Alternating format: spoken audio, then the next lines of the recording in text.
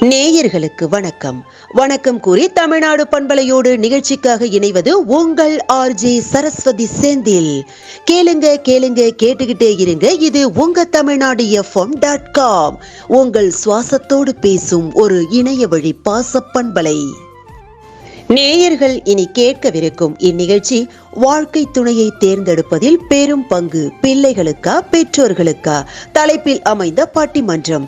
நேயர்களின் கருத்து மலர்களால் பண்பலையில் வாசம் வீச இணையும் நிகழ்ச்சியினை கேட்டு ரசிக்க நாமும் இணைந்திருப்போம் தமிழ்நாடு பண்பலையோடு. தமிழ்நாடு FM.com, இது உங்கள் எஃப்எம், உங்களுக்கான எஃப்எம். நிகழ்ச்சியின் தொடக்கமாக வாழ்க்கை துணையை தேர்ந்தெடுப்பதில் பெரும் பங்கு பெற்றோர்களுக்கு என்ற அணியிலிருந்து மதுரை உஷா முத்துராமன். எல்லோருக்கும் இனிய வணக்கம். நான் உஷா முத்துராமன், மதுரையிலிருந்து பேசுகிறேன். தமிழ்நாடு ePaper.com இப்போ 2வது ஆண்டில் அடியெடுத்து வைத்திருப்பதற்கு முதலில் வாழ்த்துக்கள். இது மென்மேலும் வளர இறைவனை வேண்டுகிறேன். இப்போ நமக்கு இந்த வார பட்டிமன்ற தலைப்பாக கொடுத்துருக்கிறது வாழ்க்கை துணையை தேர்ந்தெடுப்பதற்கு முக்கிய பங்கு வகிப்பது பிள்ளைகளுக்கா பெற்றோர்களுக்கா அப்படின்னு ஒரு தலைப்பு கொடுக்குறாங்க. மிக நல்ல தலைப்பு. உண்மையில் நம் வாழ்க்கை துணையை தேர்ந்தெடுப்பது பெற்றோர்களுக்கு தான் முக்கியமான பங்கு. ஆனால் இப்போ பிள்ளைகள்லாம் தானே தேர்ந்தெடுத்துக்கிறாங்க. தேர்ந்தெடுத்துக்கும் போது அவங்களால அது சில பேருக்கு வெற்றியாக அமையிறது, சில பேருக்கு தோல்வியாக அமையிறது. ஸோ நம்ம அதை அப்படியெல்லாம் நம்ம இந்த மாதிரி வெற்றி தோல்வின்லாம் திருப்பி பார்க்கறத விட நம்ம அப்பா அம்மாவே நம்மளை பெற்று வளர்த்துருக்காங்க அப்பா அம்மா. ஸோ அவங்களுக்கு நம்மளை யாருக்கு கல்யாணம் பண்ணி கொடுத்தா நம்ம வாழ்க்கை நல்லா இருக்கும்னு அவங்கள விட வேறு யாருக்கு தெரிய போகுது? பிள்ளைகள் எடுத்த உடனேயே என் வாழ்க்கை எப்படி இருக்கும்னு அவங்க நினச்சிட்டு இது செலக்ட் பண்ணுறாங்க. பட் அதை விட இதில் முக்கியமான பங்கு பெற்றோர்களுக்கு தான். நாம் பிள்ளைகளை சிறு வயதிலிருந்தே வளர்க்கும்போது நம்ம சொல்லி சொல்லி கொடுத்து வளர்த்தோன்னாக்க கண்டிப்பாக அந்த பிள்ளைகள் நம்ம சொல் பேச்சை கேட்டு நம்ம யாரை திருமணம் செஞ்சுக்கோ சொல்கிறோமோ அவங்கள கல்யாணம் பண்ணிக்கும். இப்போ எனக்கு தெரிஞ்சு என் ஃப்ரெண்டு ஒருத்தி இருந்தா. ஸோ அவளுடைய மகள் MBBS படித்தா. படிக்கும்போது அவளுடைய சீனியராக இருக்கிற ஒரு MBBS படிக்கிற பையனை காதலிச்சா. ஸோ அப்போ 2 பேரும் ஒரே காஸ்டாக போயிட்டதுனால ஒன்றும் பிரச்சனை இல்லாமல் இருந்தது. அவங்க கல்யாணம் காதலிக்கும் போது அவங்க 2 பேரும் வாழ்க்கையை நல்லா புரிஞ்சுட்டு அவள் நான் அனஸ்தீஷியா படிக்கிறேன் அப்படின்னு சொல்லி, அந்த பையன் சர்ஜன் படிக்கிறேன் அப்படின்னு சொல்லி, இப்போ அவன் ஒரு சர்ஜரிக்கும் இவன் போய் ஹெல்ப் பண்ணுற மாதிரி அவங்க வாழ்க்கையை ஒருத்தருக்கு ஒருத்தர் பிணைச்சுண்டு சந்தோஷமாக இருந்தாங்க. இந்த மாதிரி எத்தனை பேருக்கு வாழ்க்கை அமையும்? அதனால நம்ம அப்பா அம்மாவுக்கு தான் நிச்சயமாக பிள்ளைகளுடைய வாழ்க்கையை அமைச்சு கொடுக்கறதுக்கு பெரிய பொறுப்பு. பிள்ளைகள் இதை பற்றிலாம் கவலையே பட வேண்டாம். அவங்களுடைய நோக்கமே என்னவா இருக்கணும்? காலேஜ்லேயா படிக்கணும், ஸ்கூல்லையா படிக்கணும். அவங்களுடைய அந்த படிக்கிற காலத்தை விட்டுட்டாங்கன்னா அதுக்கப்புறம் படிக்கிறது ரொம்ப கஷ்டம். இந்த வாழ்க்கை துணையை தேர்ந்தெடுக்கிறதெல்லாம் அம்மா அப்பாவுடைய பொறுப்பாக தான் இருக்கணுமே தவிர பிள்ளைகள் தானே பொறுப்பாக நான் தேர்ந்தெடுத்துக்கிறேன்னு சொல்கிறதெல்லாம் அவ்வளவு வெற்றிகரமாக அமைந்ததில்லை. அது வெற்றியாக அமைஞ்சால் சந்தோஷம். அது பிரச்சனையாகும்போது நம்ம அந்த பிள்ளைகளால் சொல்லவும் முடியாது. இதே அப்பா அம்மா பார்த்த பையனாக இருந்தாக்கா நீ தானே பார்த்து வச்சேன், நான் கல்யாணம் பண்ணிட்டேன்னு சொல்லி நம்ம மேலேயே பொறுப்பை தூக்கி போடுவாங்க. பட்டு பிள்ளைகள் அவங்களே பார்த்துக்கும் போது அது அவங்களால ஒன்றுமே செய்ய முடியாது. உடனே என்ன ஆயிடுது? நான் தான் ஈகோ பெரியவன், நான் தான் ஈகோ பெரியவள்னு 2 பேருக்குள்ளே ஒரு ஈகோயிசம் உடனே இது இப்போதெல்லாம் அந்த விவாகரத்துங்கிறது ரொம்ப சர்வசாதாரணமாக போயிடுது. அவங்க குழந்தைங்களை பெற்ற குழந்தைங்களை பற்றி கூட யோசிக்காமல் உடனே அடுத்த செகண்ட் டிசிஷன் எடுத்துடுறாங்க. இந்த மாதிரியான ஒரு சூழ்நிலையெல்லாம் வராமல் இருக்கணும்னா அதில் பெற்றோர்கள் தான் முக்கியமாக பங்கெடுத்து பிள்ளைகளின் வாழ்க்கையை நன்றாக அமைச்சு கொடுக்கணும். இதுதான் என்னுடைய அனுபவம். நான்லாம் சின்ன பிள்ளையாக இருக்கும்போது எங்கள் அப்பா பார்த்த பையனை கல்யாணம் பண்ணிட்டோம். ஸோ அது அப்போல்லாம் உனக்கு பையன் பிடிச்சிருக்கா அப்படின்னு என்னையும் கேட்டதில்லை. என் கணவரை பார்த்து உனக்கு பொண்ணு பிடிச்சிருக்கா கேட்டதில்லை. ஏன்னா எங்கள் அப்பாவுக்கு தெரியும் நான் வந்து இப்படி தான் இருப்பேன், எனக்கு இந்த மாதிரி பையன் நிச்சயமாக நல்லா அமையும்னு தெரியும். பார்த்து கொடுத்த நல்ல வாழ்க்கை சூப்பராக தான் அமைஞ்சிருக்கு.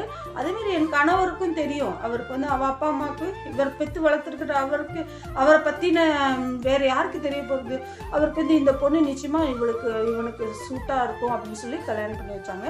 ஸோ அம்மா அப்பாவால் நிச்சயமாக நல்ல வாழ்க்கை துணையை தேடி கொடுக்க முடியுமே தவிர நம்மளாக தேர்ந்தெடுத்துக்கிறது வந்து அவ்வளவு வெற்றிகரமாக அமைவதில்லை. அதனால் நம்ம வாழ்க்கை துணையை தேர்ந்தெடுப்பது முக்கிய பங்கு வந்து பெற்றோர்களுக்கு தான் அப்படிங்கிறது என்னுடைய வாதம். இது நம்ம முதல்வராக இருக்கிறவருக்கும் இது மாதிரி பலவித அனுபவங்கள் கேள்விப்பட்டிருப்பார். அதெல்லாம் வச்சு அவர் கொடுக்குற தீர்ப்பும் இது மாதிரி தான் இருக்கணும் அப்படின்னு நினச்சிட்டு எனக்கு இப்படி ஒரு நல்ல வாய்ப்பு, அதாவது என்னுடைய எண்ணங்களை பகிர்ந்து கொள்கிறதுக்கு இப்படி ஒரு நல்ல வாய்ப்பு கொடுத்த தமிழ்நாடு பேப்பருக்கு நன்றி சொல்கிறேன். மிக்க நன்றி. உஷா முத்துராமன், மதுரை. உஷா முத்துராமனை தொடர்ந்து மீண்டும் அதே அணியிலிருந்து தனது கருத்தை பதிவிட இணைகிறார் பெங்களூர் மாலதி நாராயணன். தமிழ்நாடு FM.com உங்கள் சுவாசத்தோடு கலந்த ஒரு பாச பண்பலை. தமிழ்நாடு பேப்பர் வாசகர்களுக்கு எனது வணக்கம். எனது பெயர் மாலதி நாராயணன், பெங்களூரிலிருந்து பேசுகிறேன். இன்றைய பட்டிமன்ற தலைப்பு, வாழ்க்கை துணையை தேர்ந்தெடுப்பதில் பெரும் பங்கு பிள்ளைகளுக்கா பெற்றோர்களுக்கா? வாழ்க்கை துணை என்பதிலிருந்தே நாம் தெரிந்து கொள்ளலாம், வாழ்நாள் பூரா நம்முடன் வரும் துணை. நமக்கு இந்த வாழ்க்கையை வாழ்நாள் பூரா நம்முடன் நம் பெற்றோர்கள் தான். சிறு குழந்தையாக இருக்கும்போதே நமக்கு என்னென்ன தேவை, எது உடலுக்கு நல்லது, எது உடலுக்கு ஒத்துக்கொள்ளும், பிற்காலத்தில் என்னவாக ஆக வேண்டும், படிப்பு எவ்வாறு முன்னேற வேண்டும் என்று பல வகையிலும் பிள்ளைகளை பற்றி யோசிப்பது பெற்றோர்கள் தானே. அவர்கள் தான் நல்ல வாழ்க்கை துணையும் தேர்ந்தெடுப்பார்கள். நம்முடைய முழு குணங்களும், பழக்க வழக்கங்கள், எது பிடிக்கும், என்னென்ன பிடிக்காது, எப்படி இருந்தால் வாழ்க்கை முன்னேறி வரலாம், வாழ்க்கை துணையுடன் சந்தோஷமாக குடும்பம் நடத்த என்னென்ன தேவை, எல்லோரும் பெற்றோர்களுக்கு தான் முதலில் தெரியும். அவர்கள்தான் அதற்காக பெரும் பங்கு கொண்டு தனது பிள்ளைகளுக்காக பலவித முயற்சிகள் செய்து அதே சமயம் தன் குடும்பத்துக்கும் ஏற்ற துணையை கண்டிப்பாக தேர்ந்தெடுக்கும். அதில் பெற்றோர் பங்கே முக்கியம். பிள்ளைகளுக்கும் சில பங்குகள் உண்டு. பெற்றோர்களிடம் தனது தேவைகளை எண்ணங்களை முன்பே வெளிப்படுத்தி விடலாம். பெற்றோர் தேர்ந்தெடுக்கும் துணையை பற்றிய விஷயங்களை தெரிந்து கொள்வது, தன்னுடைய எதிர்கால பற்றிய விவரங்களை பேசி ஆலோசிக்கலாம். அதனால் பெற்றோர் பங்குதான் வாழ்க்கை துணையை தேர்ந்தது மிகவும் முக்கியமானது. நிறைய விஷயங்கள் இரண்டு குடும்பத்திற்கும் ஏற்றதாக இருக்க வேண்டும். பிள்ளைகளுக்கு இளம் வயதாயால் சில விஷயங்கள் அவர்களால் புரிந்து கொள்ள முடியாது. அவர்கள் தங்களது படிப்பு, வேலை விஷயமாக முன்னேறுவது என்று பல விஷயங்கள் இருப்பதால் வாழ்க்கையோட ஃபுல் தத்துவங்களும் தெரியாது. வாழ்க்கை துணையை தேர்ந்தெடுப்பது சில விஷயங்களில் தான் அவர்கள் பங்கு பெற முடியும். அதனால் பெற்றோர்கள் பிள்ளையின் வாழ்க்கை மிக நன்றாக அமையத்தான் விரும்புவார்கள். அதன்படி பெரிய பங்கெடுத்து நிறைய முயற்சிகள் செய்து தேர்ந்தெடுப்பார்கள். பிள்ளைகளும் தங்களை இன்றியமையாத விஷயங்களில் பங்கேற்று பெற்றோர்களையும் மகிழ்விக்கலாம். தாங்கள் எப்பாடுபட்டாவது பிள்ளைகளை வாழ்நாள் முழுவதும் முன்னுக்கு கொண்டு வச்சு இளம் வயதிலேயே பலவித கஷ்டங்கள் பெற்றோர்கள் பெற்றாலும் பிள்ளைகள் முன்னுக்கு வந்து வாழ்நாள் முழுவதும் துணையாக ஒரு வாழ்க்கை துணையை பெரும் பங்கெடுத்து முயற்சி செய்து நபரை தேர்ந்தெடுப்பது தான் நல்ல பலனை தரும். பிள்ளைகள் சந்தோஷம்தானே அவர்களது சந்தோஷம். ஆதலால் பெற்றோர்களை சிறந்த வாழ்க்கை துணையை பெரும் பங்கேற்று தேர்ந்தெடுப்பார்கள். அப்பொழுதுதான் வாழ்க்கை துணையுடன் வாழ்நாள் முழுவதும் மகிழ்ச்சியாக பிள்ளைகள் இருக்கலாம். நன்றி, வணக்கம். மீண்டும் இணைவோம் தமிழ்நாடு பண்பலையில். வாழ்க்கை துணையை தேர்ந்தெடுப்பதில் பெரும் பங்கு பிள்ளைகளுக்கா பெற்றோர்களுக்கா தலைப்பில் அமைந்த பட்டிமன்ற நிகழ்ச்சியோடு. நிகழ்ச்சியில் அடுத்து தனது அழகான கருத்தால் வாழ்க்கை துணையை தேர்ந்தெடுப்பதில் பெரும் பங்கு பெற்றோர்களுக்கே என்று கூறி பண்பலையோடு இணைகிறார் விழுப்புரம் வேதவள்ளி. அனைவருக்கும் வணக்கம். நான் விழுப்புரத்திலிருந்து வேதவள்ளி. இன்றைய தலைப்பு, நமது வாழ்க்கை துணையை தேர்ந்தெடுப்பதற்கு பெரும் பங்கு இருக்கிறது நம்மளுடைய பெற்றோர்களுக்கா இல்லை நம்மளுடைய பிள்ளைகளுக்கா அப்படின்னு தான். எடுத்தோடனே நம்ம வாழ்க்கை துணையை நம்ம தானே தேர்ந்தெடுக்கணும் அப்படின்னு பிள்ளைகளுக்கு தான் நம்மளுடைய கருத்து சொல்லும். ஆனால் என்னுடைய கருத்து என்னென்னா, பெற்றோர்களுக்கு தான் பெரும் பங்கு இருக்குது அப்படின்னு நான் சொல்லுவேன். ஏன்னா நம்ம வாழ்க்கை துணையை மட்டும்தான் பார்ப்போமே தவிர நம்ம பெற்றோர்கள் அவங்களோட அனுபவத்தை வச்சுக்கிட்டு நம்ம வாழ்க்கை துணையோட சூழ்நிலை எப்படி இருக்குது, அவங்களுடைய பெற்றோர்கள் அவங்களுடைய குடும்பத்தார்கள் எப்படி இருக்காங்க, எல்லாத்தையுமே அவங்க பார்ப்பாங்க. ஏன்னா அவங்க வந்து வாழ்ந்துட்டு இருக்கிறபோது நம்மளை வந்து சின்ன வயசுலேருந்தே பார்த்துட்ருக்காங்க. நமக்கு என்ன தேவை, நமக்கு என்ன பிடிக்கும், நமக்கு எது செட் ஆகும் எல்லாமே அவங்களுக்கு தெரியும். அதனால் அவங்க அதுலேயும் கான்சன்ட்ரேட் பண்ணுவாங்க. சின்ன வயசுலேருந்து நம்ம எப்படி இருக்கோம், நமக்கு எந்த மாதிரி சூழ்நிலை அவங்க அமைச்சு கொடுக்கணும் எல்லாமே அவங்களுக்கு தெரியும். அதனால் பெற்றோர்களுக்கு தான் ஒரு பெரிய அளவு பங்கு இருக்குது அப்படிங்கிறது தான் என்னுடைய கருத்து. இன்னொன்று சொல்லப்போனால், நம்மளாக ஒரு வாழ்க்கை துணையை தேர்ந்தெடுக்கும்போது ஏதாவது இப்போது வாழ்க்கையை ஸ்டார்ட் பண்ணுறதுல மட்டும் இல்லை இல்லையா, அதுக்கப்புறம் வாழும்போது தான் ஒரு சில பல இன்னல்கள் வரும்போது நீ தேர்ந்தெடுக்க வாழ்க்கை தானே, நீயே சமாளிச்சுக்கோ அப்படின்னு சொல்லிட்டு அவங்க சொல்லிடலாம்.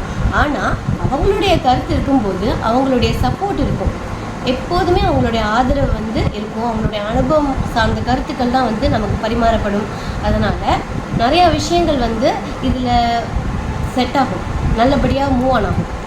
அது மாதிரி நம்ம சின்ன வயசில் வந்து ஒரு பொம்மையில் ஆசைப்படுறதுலேருந்து ஒரு கல்லூரி படிப்பை எப்படி தேர்ந்தெடுத்து இது பண்ணணும், எல்லாத்துலேயுமே நம்ம ஆசையை ஒரு பாலமாக இருந்து நிறைவேற்றி வைக்கிறது நம்மளுடைய பெற்றோர்களாக தான் இருப்பாங்க.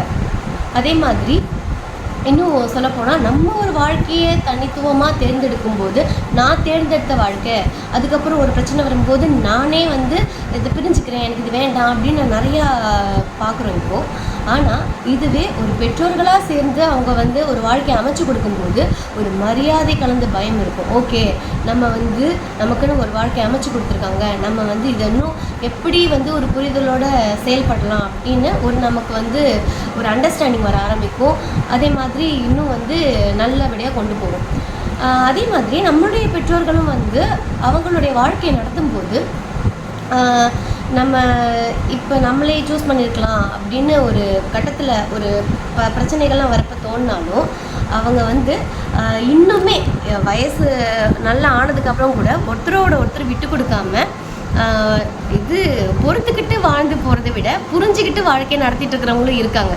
அதனால் என்னை பொறுத்த வரைக்கும் ஒரு கரையிலேருந்து இன்னொரு கரையை வந்து நம்ம போய் அடையிறதுக்கு, வாழ்க்கை துணையை தேடுறதுக்கு அவங்க ஒரு பாலமாக இருந்து செயல்படும் போது நம்மளுடைய வாழ்க்கை இன்னுமே நல்லா இருக்கும். அதனால் நம்மளுடைய வாழ்க்கை துணையை தேர்ந்தெடுப்பதற்கான பெரும் பங்கு நம்மளுடைய பெற்றோர்களுக்கு, அவங்களோட அனுபவமும் ரொம்ப முக்கியம், ரொம்ப அவசியம்னு சொல்லிட்டு விடைபெற்றுக்கிறேன். நன்றி, வணக்கம். விழுப்புரம் வேதவள்ளியை தொடர்ந்து வாழ்க்கை துணையை தேர்ந்தெடுப்பதில் பெரும் பங்கு பிள்ளைகளுக்கே என்று கூறி தனது கருத்தை பதிவிடுகிறார் சென்னை எஸ் ஜெயலட்சுமி. தமிழ்நாடு FM.com, உங்கள் காதோரம் கதை பேசும் FM. அவையோர்கள் அனைவருக்கும் அன்பு வணக்கம். என்னுடைய பெயர் ஜெயலட்சுமி. நான் சென்னையில் வசிக்கிறேன். வாழ்க்கை துணையை தேர்ந்தெடுப்பதில் பெரும் பங்கு பிள்ளைகளுக்கா இல்லை பெற்றோருக்கா? அதுதான் இன்றைய பட்டிமன்றத்தின் தலைப்பு. முதல்ல திருமணம்னா என்னன்னு பார்ப்போம். 10 பொருத்தங்கள் பார்த்து 9 கொள்நிலைகளை அறிந்து 8 திக்கிலும் எல்லோரையும் அழைத்து 7 அடி எடுத்து வைத்து அறுசுவை உணவு படைத்து பஞ்சபூதங்கள் சாட்சியாக 4 வேதங்கள் முழங்க 3 முடிச்சு போட்டு 2 மணங்கள் இணைவதே திருமணம். இப்போ அந்த காலத்தில் பார்த்தீங்கன்னா எங்கள் அப்பாவுக்கு கல்யாணம் நடக்கிற போது வயசு 19, அம்மாவுக்கு 13. அவங்க 2 பேருமே கல்யாணத்தன்று தான் ஒருவரை ஒருவர் பார்த்து கொண்டார்களாம். பெற்றோர்களால் பேசி முடிக்கப்பட்ட திருமணம் அது. எனக்கு பார்த்தீங்கன்னா பெண் பார்க்கும் படலம்னு ஒன்று நடந்தது. என்னுடைய கணவர் பெண்ணை பார்க்க வந்தார். அதுக்கப்புறமா உனக்கு மாப்பிள்ளைய பிடிச்சிருக்காமா, கல்யாணம் பண்ணிக்கிறியா அப்படின்ட்டு எங்கிட்டையும் கேட்கல, உனக்கு பொண்ணு ஓகே தானா, சம்பந்தம் பேசலாமா அப்படின்ட்டு அவர்கிட்டையும் கேட்கலையாம். பெற்றோர்களாவே ஜாதகம் பார்த்து பேசி முடித்த திருமணம் எங்களுடையது. ஆனால் இன்றைய காலகட்டத்தில் வாழ்க்கை துணையை தேர்ந்தெடுப்பதில் பெரும் பங்கு பிள்ளைகளுக்கு தாங்க இருக்கு. பெற்றோர்கள் பார்த்து வச்சு பண்ணினோன்னு வச்சுக்கோங்களேன், அதுக்கப்புறம் ஏதாவது ஒரு சின்ன பிரச்சனைனாலும் உடனே அம்மா நீ பார்த்து தானே இந்த பொண்ணை எனக்கு கல்யாணம் பண்ணி வச்ச, இப்போ பாருங்க தினம் தினம் சண்டையும் சச்சரவும் தான் இருக்கு, நிம்மதியே இல்லை வாழ்க்கையில் அப்படின்னு பெற்றோர்கள் மேலே குற்றம் சொல்லுவார்கள். வாழ போறது அவங்க தான். அதனால பிள்ளைகளுக்கிடமே முடிவை விட்டு விடுவது நல்லது. மனைவி அமைவதெல்லாம் இறைவன் கொடுத்த வரம், கல்லானாலும் கணவன் ஃபுல்லானாலும் புருஷன் அப்படிங்கிறதெல்லாம் அந்த காலம். இப்போல்லாம் அப்படி கிடையாது. ஒரு சின்ன மனஸ்தாபம் ஏற்பட்டால் கூட உடனே கோர்ட்டு, கேஸு, டைவர்ஸுன்னு போயிடுறாங்க. இன்றைய இளை தலைமுறையினருக்கு கொஞ்சம் கூட சகிப்புத்தன்மைங்கிறதே இல்லைன்னு தான் நான் சொல்லுவேன்.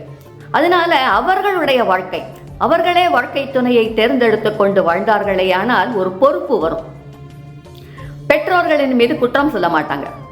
இப்போல்லாம் ஒரு ஆணுக்கும் பெண்ணுக்கும் ஒரு ஈர்ப்பு வந்ததுன்னு வச்சுக்கோங்களேன், அவர்கள் காதலிக்க துவங்குகிறார்கள். ஒரு 4-5 வருஷம் காதலிச்சு பார்த்துட்டு மனம் ஒத்து வந்ததுன்னா திருமணம், இல்லையா நம்ம தோழர்களாகவே பிரிந்து விடுவோம் அப்படிங்கிற ஒரு முடிவுக்கு வந்துடுறாங்க. அதனால பிள்ளைகள் ஒரு பொண்ணை கூட்டிட்டு இந்த மாதிரி நான் இவளை காதலிக்கிறேன், இவளை தான் கல்யாணம் பண்ணிக்கிறேன்னு சொன்னால் சரின்னு சொல்லிடுங்க. பெற்றோர்களுக்கு அதுதான் நல்லது. அதே மாதிரி கல்யாணமே பண்ணிட்டு வாசலில் நின்னா கூட அக்ஷதை தூவி ஆசீர்வதியுங்கள். அப்போ வேற ஒன்றும் பண்ண முடியாது நம்மளால. ஏன்னா அவர்களுடைய வாழ்க்கை, அவர்கள் வாழப்போவது அவர்கள்தான். அதனால் சந்தோஷமாக அவங்க வாழ்க்கையை அவங்க வாழட்டும். அதுக்கப்புறம் இன்றைய இளைஞர்களுக்கு ஒரு வேண்டுகோள், கொஞ்சம் அனுசரித்து போய் வாழ பழகுங்கள். எதுக்கெடுத்தாலும் உடனே சண்டை, சச்சரவு, கோர்ட்டு, கேஸு, விவாகரத்துன்னு போயிடாதீங்க. அந்த காலத்துலலாம் விவாகரத்துங்கிறதே ஒரு கெட்ட வார்த்தை மாதிரி, எங்கேயோ அங்கொன்றும் எங்கொன்றுமாக கேள்விப்படுவோம். அப்பொழுதையே நம்முடைய மனம் பதைக்கும். ஆனால் இப்போல்லாம் அடிக்கடி கேள்விப்படுறோம். ரொம்பவே மனசுக்கு கஷ்டமாக இருக்குது. வாழ்க்கைங்கிறது 1000 காலத்து பயிர். அதனால அட்ஜஸ்ட் பண்ணிட்டு வாழ கற்றுக்கணும். உங்களுடைய துணையை நீங்களே தேர்ந்தெடுத்து மகிழ்ச்சிகரமாக வாழ்ந்து மகிழுங்கள். பெற்றோர்களிடம் சொல்லுங்க, அவங்களோட அட்வைஸ் எல்லாம் கேட்டுக்கங்க, அதனால தப்பு கிடையாது. ஆனால் வாழ்க்கை துணையை தேர்ந்தெடுப்பதில் பெரும் பங்கு பிள்ளைகளுக்கே என்று நான் கூறுவேன். நடுவரும் இதே தீர்ப்பை வழங்குவார் என்ற நம்பிக்கையுடன் விடை பெறுகிறேன். நன்றி, வணக்கம். நேயர் நெஞ்சங்களோடு தமிழ்நாடு பண்பலையில் நம்மை இணைத்திருக்கும் இந்நிகழ்ச்சி வாழ்க்கை துணையை தேர்ந்தெடுப்பதில் பெரும் பங்கு பிள்ளைகளுக்கா பெற்றோர்களுக்கா தலைப்பில் அமைந்த பட்டிமன்ற நிகழ்ச்சியோடு தொடரும் நிகழ்ச்சியில் இனி வாழ்க்கை துணையை தேர்ந்தெடுப்பதில் பெரும் பங்கு பெற்றோர்களுக்கே என்ற அணியிலிருந்து பெங்களூர் நாராயணன். தமிழ்நாடு பேப்பர் வாசகர்களுக்கும் நிர்வாகிகளுக்கும் வணக்கம்.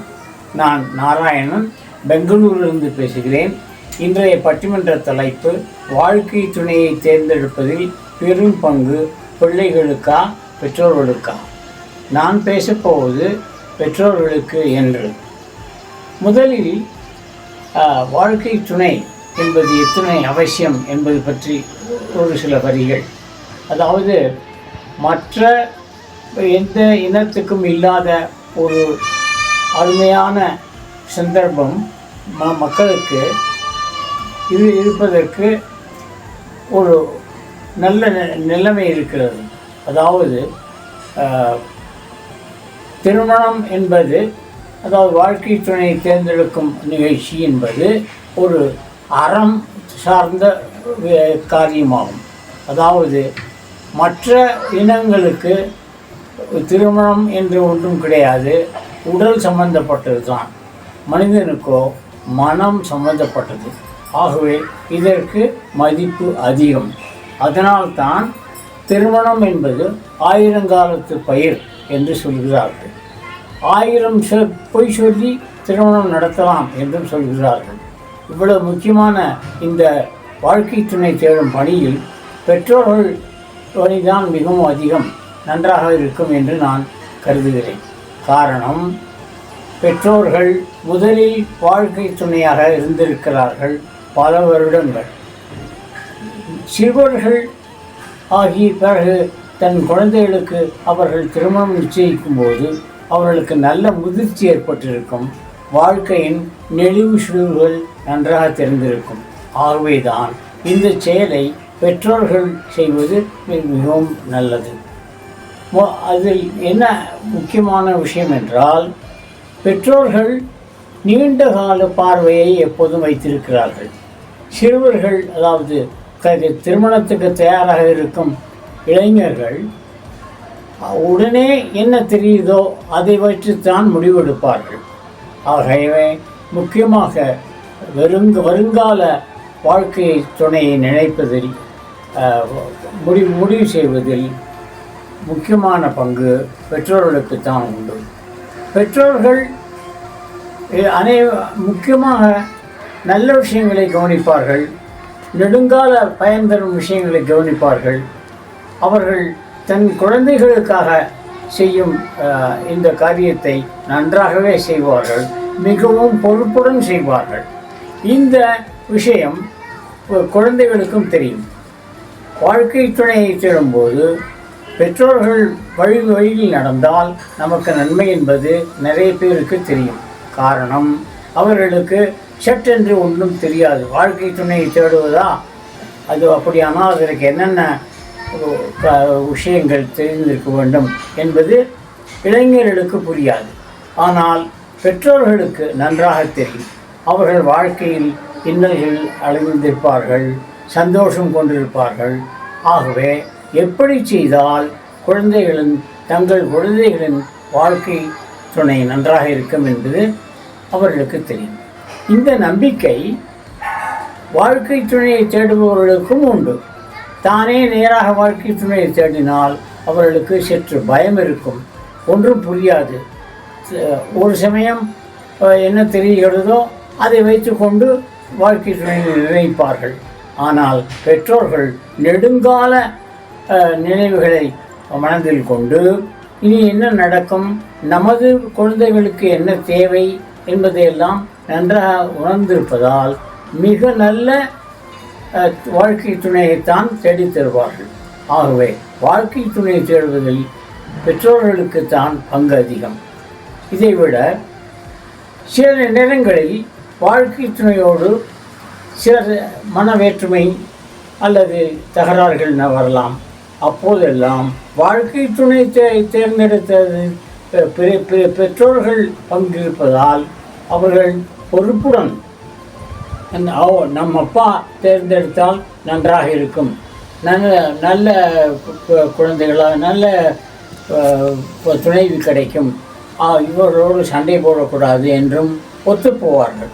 இந்த ஒத்துப்போகும் குணம் வருவதற்கு வாழ்க்கை துணையை பெற்றோர்கள் தேர்ந்தெடுத்தால் மிகவும் உதவிகரமாக இருக்கும். அதையும்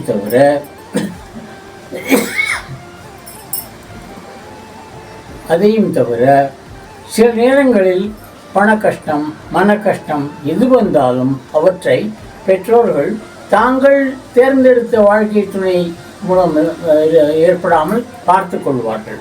இதைவிட சிறந்த நன்மை என்ன இருக்க முடியும்? வணக்கம். மீண்டும் அதே அணியிலிருந்து தனது கருத்தை காற்றலையோடு இணைக்கிறார் மணல்மேல்குடி KS ரவிச்சந்திரன். கேளுங்க கேட்டுக்கிட்டே இருங்க. இது உங்க தமிழ்நாடு FM.com. வணக்கம். பட்டிமன்ற மேடை அமைத்து பட்டி தொட்டி நேயர்களை வானொலிக்குள் வரவழைத்து வாய்ப்புகள் வழங்கி வரும் நமது பண்பலை தமிழ்நாடு பண்பலை வானொலிக்கும் தமிழ்நாடு பேப்பர் நிர்வாக இயக்குனர் அவர்களுக்கும் நெஞ்சார்ந்த வணக்கத்தை கூறிக்கொண்டு, வாழ்க்கை துணையை தேர்ந்தெடுப்பதில் பெரும் பங்கு பிள்ளைகளுக்கா பெற்றோர்களுக்கா என்கிற பட்டிமன்ற தலைப்புக்குள் கருத்துக்களை பதிவு செய்ய வருவது புதுக்கோட்டை மாவட்டம் மணமேல்குடியிலிருந்து KS ரவிச்சந்திரன். நடுவரையா அவர்களே, இன்றைய தலைப்பு இளைய தலைமுறைக்கு இன்றியமையாத ஒன்று. அவர்களின் மனசுக்கு கருத்துக்களால் கடிவாளம் போடக்கூடிய அளவுக்கு இந்த தலைப்பு அமைந்துள்ளது.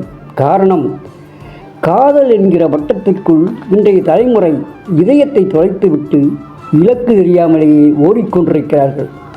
பெற்றோரையும் மற்றோரையும் ஏமாற்றிவிட்டோம் என்கிற எண்ணத்தில் ஒரு சில காதலர்கள் வீட்டை விட்டே ஓடிப்போய் திக்கும் தெரியாமல் திசையும் தெரியாமல் தத்தளிப்பதை நாம் அன்றாடம் பார்த்து கொண்டிருக்கிறோம்.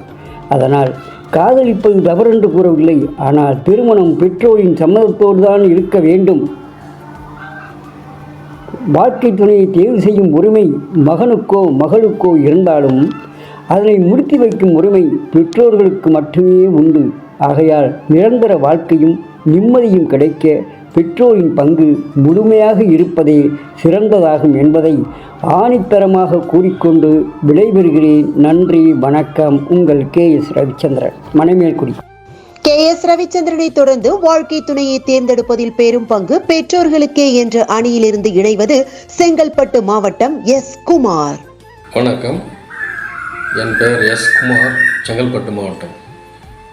வாழ்க்கை துணையை தேர்ந்தெடுப்பதில் பெரும் பங்கு பிள்ளைகளுக்கா அல்லது பெற்றோர்களுக்கா என்று பட்டிமன்ற தலைப்பு கொடுத்திருக்கிறார்கள். வாழ்க்கை துணையை தேர்ந்தெடுப்பது பெரும் பங்கு பெற்றோர்களுக்குத்தான் என்ற அணியில் பேச விழைகிறேன். கல்யாணம் என்பது 1000 காலத்து பயிர் என்று எல்லோருக்கும் தெரியும். பிள்ளைகளுக்கு சிறு வயதில் தன் துணையை காதல் மூலமாகவோ நண்பர்கள் மூலமாகவோ தேர்ந்தெடுக்கலாம். ஆனால் அவர்களுடைய சிறிய வயதில் தன் துணையை அழகை பார்த்தோ படிப்பை பார்த்தோ அல்லது அவர்களிடம் உள்ள செல்வத்தை பார்த்தோ ஈர்ப்பு ஏற்படலாமே தவிர, காதல் ஏற்படலாமே தவிர, தன் துணையாக தேர்ந்தெடுக்கலாம் என்று எண்ணம் தோன்றலாமே தவிர, அவர்கள் குடும்பத்தை பற்றியோ அதாவது அவர்களுடைய குடும்ப கலாச்சாரத்தை பற்றியோ குடும்பத்தில் உள்ள நபர்களின் எண்ணிக்கை பற்றியோ எந்த பின்னணியோ தெரியாமல் இருக்கும். இது 100க்கு 100 உண்மை. அவர்களுக்கு தேவை தன் துணையை பார்க்க வேண்டும், தன் துணையிடம் பேச வேண்டும் என்பதை தவிர வேறொன்றும் பின்புலம் எதுவும் அவர்களுக்கு தெரிந்திருக்க வாய்ப்பில்லை. அதை தெரிந்து கொள்ளவும் அவர்கள் முற்படுவதில்லை. சரி, இந்த மாதிரி ஒரு சூழ்நிலையில் அவர்கள் வாழ்க்கை துணையாக தேர்ந்தெடுத்தால் அது நிச்சயமாக ஒரு நல்ல துணையாக, நல்ல துணையின் பின்புலமாக உற்றார்களின் ஆதரவோடு இருக்க முடியுமா என்றால், அவர்கள் சிறிய வயதாக இருக்கின்ற காரணத்தினால் அந்த அனுபவம் சரியாக இருக்கும் என்று நிச்சயமாக சொல்ல முடியாது. ஏனென்றால் வயது என்பது ஒரு அனுபவம். பெற்றோர்கள் வயது என்பது அனுபவம் உள்ள ஒரு வயது. தான் வாழ்ந்து பிள்ளைகளை பெற்றெடுத்து படிக்க வைத்து திருமணம் செய்து வைத்து குடும்பத்தை நடத்தி கொண்டு போகக்கூடிய அளவுக்கு ஒரு குடும்பத் தலைவருக்கு உண்டான ஒரு அனுபவம், ஒரு வயது எல்லாமே பெற்றோர்களிடம் இருக்கிறது. ஆகவே பெற்றோர்கள் ஒரு பிள்ளைக்கான ஒரு துணையை தேர்ந்தெடுத்தார்கள் என்றால் அவர்கள் குடும்ப பின்புலம், குடும்ப அமைப்பு எல்லாவற்றையும் அவர்கள் எல்லா கோணத்திலும் விசாரிப்பார்கள். எல்லா கோணத்திலும் ஆராய்ந்து நம் பிள்ளைகளுக்கு இது சரியான துணைதான் என்று தீர்மானித்து பிள்ளைக்கு திருமணம் செய்து வைக்க முயல்வார்கள். இதுதான் சரியான வழி. ஒருவேளை சில குடும்பங்களில் பிள்ளைகள் தான் தேர்ந்தெடுத்த துணையை பெற்றோர்களிடம் அறிமுகப்படுத்தி பெற்றோர்கள் மூலமாகவும் திருமணம் செய்து கொண்டு வாழ்கிறார்கள். இதுவும் நல்ல வழிதான். ஆக மொத்தத்தில் பெற்றோர்கள் கவனத்திற்கு கொண்டு சென்று பெற்றோர்கள் தலைமையில் பெற்றோர்களின் ஒப்புதலுடன் பிள்ளைகள் திருமணம் செய்வார்களேயானால் எந்த ஒரு இடர்பாடும் வராது வாழ்க்கை. ஏனென்றால் பெற்றோர்கள் ஏற்கனவே சொன்னது போல அனுபவமிக்கவர். அவர்கள் தன் பிள்ளைக்கு நல்லது தான் செய்வார்கள். எப்படி தன் பிள்ளைக்கு ஒரு படிப்பு, ஒரு விளையாட்டு என்று எல்லாவற்றிற்கும் முக்கியத்துவம் கொடுத்து கவனிக்கின்றார்களோ அதே போல் பிள்ளைகளின் திருமணத்தையும் அவர்கள் கவனத்தோடு கையாள்வார்கள். ஆகவே பிள்ளைகள் துணையை தேடுவதில் தவறில்லை. அப்படி துணையை தேடினால் அதை முறைப்படி பெற்றோர்கள் ஏற்றுக்கொள்ளும்படி அவர்களிடம் தொடர்ந்து பேசி அதை உண்டான அந்த தான் தேர்ந்தெடுத்த துணையை பற்றிய ஒரு முக்கியமான விஷயங்களை எல்லாம், ஏன் தேர்ந்தெடுத்தேன் என்று முக்கியமான விஷயங்களை எல்லாம் பெற்றோர்களிடம் பகிர்ந்து கொண்டு பெற்றோர்களை ஒப்புதல் பெற்று பிறகு பெற்றோர்கள் மூலமாக வாழ்க்கையை அமைத்துக் கொள்வதுதான் சிறப்பு. இப்படி வாழ்க்கை அமைத்து கொண்டால் வாழ்க்கை இனிமையாக இருக்கும்.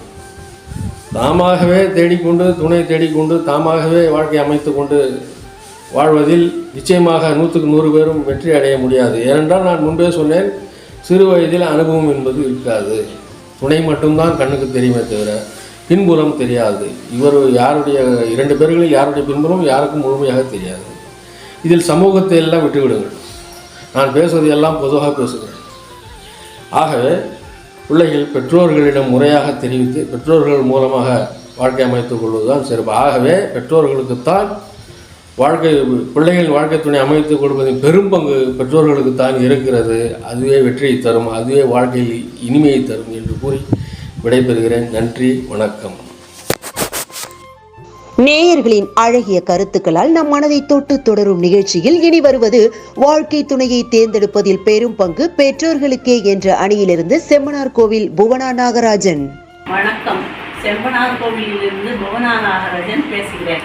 தமிழ்நாடு e-paper.com மற்றும் தமிழ்நாடு பண்பலை இணைந்து நடத்தும் வாழ்க்கை துணையை தேர்ந்தெடுப்பதில் பெற்றோர்களுக்கு பெரும்பங்கே என்ற தலைப்பை எடுத்து நான் பேச வந்துள்ளேன். முதலில் சிறிய குழந்தைகள் சிறியவர்கள் முதல் பெரியவர்களை வளர்க்கும் பொழுது, பள்ளிக்கு செல்லும் பொழுது அவர்களை பக்குவமாய் கண்காணித்து வர வேண்டும். அவர்கள் நல்ல விதமாய் பள்ளிக்கு செல்ல அனுமதி தர வேண்டும். அவர்கள் பள்ளிக்கு சென்றபோது 10ஆம் வகுப்பு வரை அவர்கள் நன்கு படிக்கிறார்களா என்று நாம் கூட இருந்து கண்காணிப்பது நல்லது. அதன் பிறகு அவர்கள் பள்ளிக்கு செல்லும் பொழுது என்ன பாடத்திட்டம் வேண்டும் என்று அவர்கள் சொல்கிறார்களோ அவர்கள் விருப்பப்படியே இந்த பாடத்திட்டத்தை எடுத்து படிக்க சொல்ல வேண்டும். அவர்களுக்கு நமது கருத்தை திணிக்க கூடாது, ஒருபொழுதும் கூடாது. அவர்களை கண்டிப்பும் கராராகவும் அதிகமாக பேசி வளர்க்கக்கூடாது. பண்பும் பரிவுடனும் வளர்க்க வேண்டும். அதே சமயம் பெண்களாய் இருந்தால் தோழியைப் போலவும், பையனாய் இருந்தால் நண்பனைப் போலவும் பாவித்து அவர்களை பெற்றோர்களாகிய நாம் கண்காணித்து வளர்க்க வேண்டும். பெரிய படிப்பு படிக்க வரும்பொழுது, கல்லூரியில் படிக்கும்பொழுது அவர்களுக்கு பிடித்த பாடத்திட்டத்தையே படிக்க செய்தல் வேண்டும். நமக்கு பிடித்த பாடத்தை அவர்களுக்கு கருத்தில் திணிக்கல் கூடாது. அப்படி திணிக்கும் என்றால் அவர்களுக்கு அந்த பாடத்தில் விருப்பம் இருக்காது. அவர்களுக்கு பிடித்த பாடத்தையே எடுத்து படிக்க சொல்லி அவர்களை படிக்க செய்ய வேண்டும். அவர்கள் படிப்பு முடிந்தவுடன் வேலைக்கு செல்லும் இடத்தில் அவர்கள் வேலை பார்க்கும்பொழுது அவர்களுக்கு பிடித்த வேலையே பார்க்க செய்ய வேண்டும். அந்த இடம் நன்றாக அமைகிறதா, நல்ல இடமாக வேலை பார்க்கிறார்களா என்பதை மட்டும் நாமல் கண்காணித்து வர வேண்டும். அவர்களுக்கு வேண்டியதை நாம் ஒரு தோழியைப் போலவோ ஒரு நண்பனைப் போலவோ பார்த்து பெற்றோர்களாக நாம் எல்லாம் செய்து வருகிறோம். அப்படி இருக்கும் பொழுது அவர்களுடன் நாம் சகஜமாக பழக வேண்டும். கண்டிப்பும் கராரும் அதிகம் செலுத்தக்கூடாது. இப்படி நாம் பழகி வரும்பொழுது அவர்கள் வேலை பார்க்கும் இடத்தில் அவர்களுக்கு பெண்களாயிருந்தால் பையனையும் பையனாயிருந்தால் பெண்களையும் நட்பு வட்டத்துடன் பழகும்போது ஒரு சில சமயம் ஆழ்ந்த நட்பு காதலாய் மலர்ந்துவிடும். அப்பொழுது அவர்கள் நம்மிடம் பெற்றோர்கள் போல் இல்லாமல் தோழியை போல் நண்பனை போல் பாவித்து அவர்கள் நண்பர்களிடமோ நம்மளிடம் அவர்கள் காதலை பற்றி விளக்கி சொல்வார்கள். அப்பொழுது நாம் அவர்கள் கருத்தை தப்பாக நினைத்து கொள்ளாமல் அவர்களுக்கு பிடித்த வாழ்க்கையை அமைத்துக் கொடுப்பேன் என்று சொல்லி, அந்த பெண் என்றால் பெண் நல்ல பெண்ணா என்று விசாரித்தோம், பையன் என்றால் பையனை நல்ல குடும்பத்து பையனா என்று விசாரித்தோம். அவர்களுக்கு தகுந்தாற் போல் அவர்களுக்கு பிடித்த வாழ்க்கையை அமைத்துக் கொடுக்க வேண்டும். அப்படி இல்லையெனில் பிரிவினை அதிகம் ஏற்பட்டுவிடும். பெற்றோர்களுக்கும் பையன்களுக்கும் உண்டான பிரிவினை அதிகம் ஏற்பட்டுவிடும். அவர்கள் வேறு ஏதாவது முடிவு எடுக்க தோன்றிவிடும். அப்படியாகில் அது செய்யாத பட்சத்தில் அவர்களுக்கு நாம் உறுதுணையாக இருந்து பெற்றோர்களாகிய நாம் நல்ல முறையில் திருமணம் செய்து வைத்தல் வேண்டும். ஆக ஆரம்பத்திலிருந்து திருமணம் வயது வரை பெற்றோர்களாகிய நாம் நமக்கு தான் அதிக பொறுப்பு. பிள்ளையின் வாழ்க்கை துணையை தேர்ந்தெடுப்பதில் பெற்றோர்களுக்கே அதிக பங்கு என்று சொல்லி வாய்ப்புக்கு நன்றி கூறி விடைபெறுகிறேன். நன்றி, வணக்கம். புவனராஜன், செம்மனார் கோவில். இணைந்திருக்கிறோம் நேர்களே. தமிழ்நாடு பண்பலையோடு நம்ம இணைத்திருக்கும் இந்நிகழ்ச்சி வாழ்க்கை துணையை தேர்ந்தெடுப்பதில் பெரும் பங்கு பிள்ளைகளுக்கா பெற்றோர்களுக்கா தலைப்பில் அமைந்த பட்டிமன்றம். நிகழ்ச்சியோடு இணைந்து வாழ்க்கை துணையை தேர்ந்தெடுப்பதில் பெரும் பங்கு பிள்ளைகளுக்கே என்ற அணியிலிருந்து தனது கருத்தினை பதிவிட இணைகிறார் செம்மனார் கோவில் ஆர் நாகராஜன். செம்பனார் கோவிலிலிருந்து நாகராஜன் பேசுகிறேன். வணக்கம். தமிழ்நாடு e-paper.com மற்றும் பண்பலை சார்பாக நடத்துகின்ற பட்டிமன்றத்தில் வாழ்க்கை துணையை தேர்வு செய்வதில் பெரும்பங்கு பிள்ளைகளுக்கு என்ற தலைப்பில் நான் எனது கருத்துக்களை பதிவிட வந்திருக்கிறேன். பொதுவாக வாழ்க்கை துணை என்பது நம்மோடு ஒத்து வரக்கூடிய ஒரு துணையாக இருக்க வேண்டும். இது காலம்புறாவும் நம்மோடு பயணிக்கிற விஷயம். அதிலும் வாழ்க்கை துணையை தேர்ந்தெடுப்பதில் பல்வேறு சிக்கல்கள் இருக்கிறது. பெரியவர்கள் சில நல்ல கருத்துக்களை எல்லாம் சொல்லுவார்கள். இருந்தாலும் அது பத்தாம்பசிலித்தனமாக இருக்கும். ஜாதகம் பார்க்கிறேன் என்று சொல்லி பல இடங்களிலெல்லாம் ஜாதகம் பார்த்து ஒரு ஜோசியர் ஒரு விதமான கருத்துக்களை சொல்வதும், ஒரு சிலர் சில பல்வேறு விதமான நெகட்டிவ் கருத்துக்களை சொல்வதும், இப்படியெல்லாம் நிகழ்ந்து மனதிற்கு பிடிக்காத ஒரு நிலை ஏற்படும். இதில் பெரியவர்கள் தான் பிடித்த முயலுக்கு 3 கால் என்ற நோக்கத்தில் இந்த பெண்ணைத்தான் திருமணம் செய்து கொள்ள வேண்டும், இது மிகவும் நல்ல குடும்பம், எனக்கு அந்த குடும்பத்துடன் பழக்கம் இருக்கிறது, அவர்கள் மிகவும் நல்லவர்கள், அந்த குடும்பத்தில் உள்ள பெண்ணை நாம் திருமணம் செய்தால் நம்முடைய வாழ்க்கை தரம் உயரும் என்றெல்லாம் நம்மிடையே சொல்லுவார்கள். அது அவர்களுடைய விருப்பம். அதை நாம் மறுப்பதற்கு இல்லை, மறுதளிக்கவும் விரும்பவில்லை. இருந்தாலும் கூட நமக்கான துணையை நாம் தேர்ந்தெடுக்க வேண்டும். நமக்கான துணை பொதுவாக ஒரு சாதாரணமாக ஒரு 4 முழ வேட்டி வாங்குகிறோம் அல்லது ஒரு சட்டை எடுக்கிறோம் என்றால் கூட பல்வேறு கடைகளில் ஏறி இறங்கி அதை பார்த்து அது நமக்கு பிடித்திருக்கிறதா, கலர் பிடித்திருக்கிறதா, அளவு பிடித்திருக்கிறதா என்றெல்லாம் பல்வேறு குணங்களில் அலசி ஆராய்ந்து, ஒரு உதாரணமாக சொல்ல போனோம்னால் 1000 ரூபாய் தான் மதிப்பு இருக்கும் இந்த சட்டையின் மதிப்பு. அதற்கு எத்தனை கடைகள் ஏறி இறங்குகிறோம். நம்ம நண்பர்களுடன் சேர்ந்து போய் பார்த்து இந்த கலர் பிடிக்கவில்லை, அந்த கலர் பிடிக்கவில்லை என்றெல்லாம் சொல்லி நாம் வேறு கடைகளுக்கு சென்று வாங்கி வருகிறோம். ஆனால் அது போன்ற விஷயம் இது அல்ல. இது திருமண பந்தம். இது 1000 காலத்து பயிர், நமக்கானது. நாம் வாழ வேண்டும். அதாவது 25 வயசு 30 வயசில் நமக்கு திருமணம் ஆகிறது என்றால் அந்த நேரத்தில் ஒரு பெண் தன்னுடைய தாய், தகப்பனார், சகோதரன், சகோதரி, மற்ற உறவுகள், தாத்தா, பாட்டி இவர்களெல்லாம் விட்டுவிட்டு ஒரு ஆண்மகனை நம்பித்தான் வருகிறாள். நமக்கு ஆனவர் இவர்தான், நம்மை வைத்து நல்ல விதமாக குடும்பம் நடத்துவார் என்ற நம்பிக்கை அந்த பெண் மனதிலே இருக்கிறது.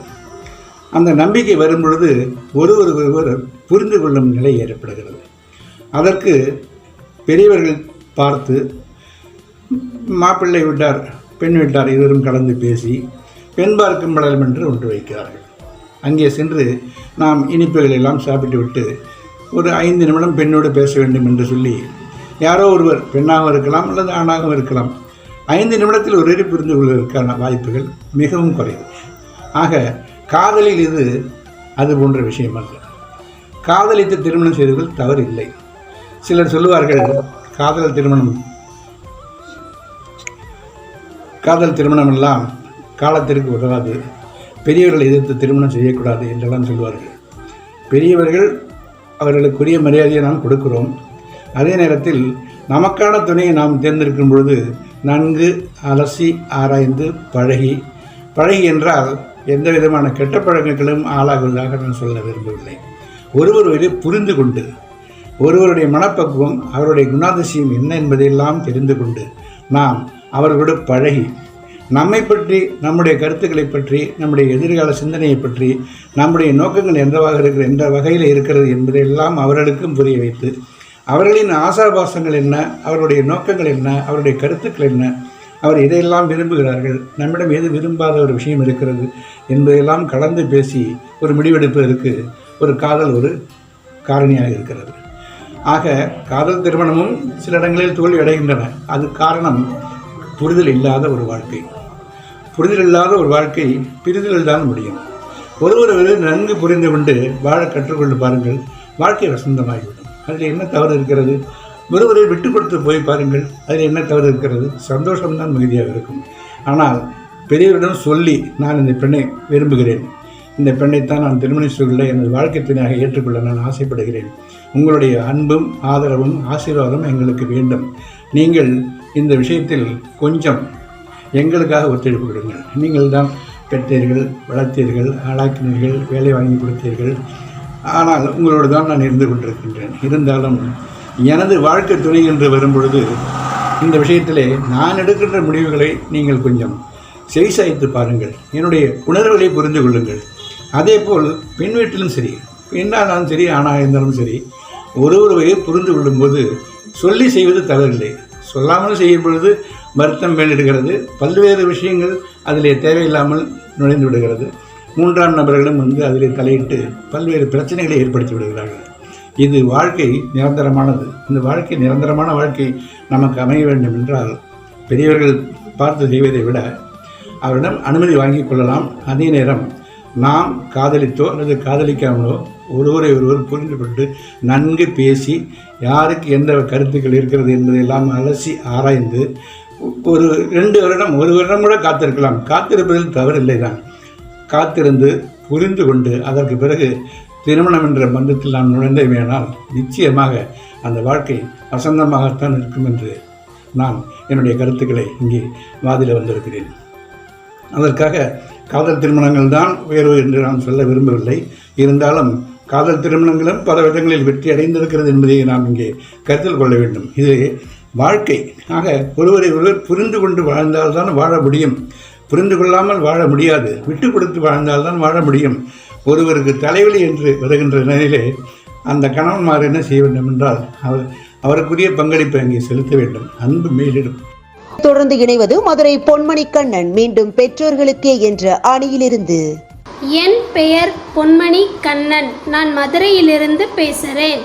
செழிப்பாய் வளரும் நெற்பயிராய் தமிழ்நாடு பேப்பர் அவற்றின் தேவையறிந்து பொழியும் மும்மாரியாய் தமிழ்நாடு பண்பலையுடன் இணைந்து வீசும் தென்றலாய் வாசகர்களையும் பட்டமென மேலே பறக்க வைத்து அன்னார்ந்து பார்த்து ஆச்சரியப்படும் தமிழ்நாடு பேப்பர் மற்றும் தமிழ்நாடு பண்பலைக்கும் பட்டிமன்றத்தை ரசிக்க காத்திருக்கும் வாசகர்களுக்கும் என் கரங்கள் சேர்த்த வணக்கங்களுடன் என் உரையை தொடங்குகின்றேன். இன்றைய தலைப்பு வாழ்க்கை துணையை தேர்ந்தெடுப்பதில் பெரும் பங்கு பிள்ளைகளுக்கா பெற்றோர்களுக்கா? காலம் தொட்டு பேசக்கூடிய சிறப்பான தலைப்புதான் என்றாலும் இன்றைய பார்வையில் பலரது கணிப்பு என்னவாக இருக்கும் என்று தெரிந்து கொள்ள ஆவலாக உள்ளது. பார்க்கலாம்.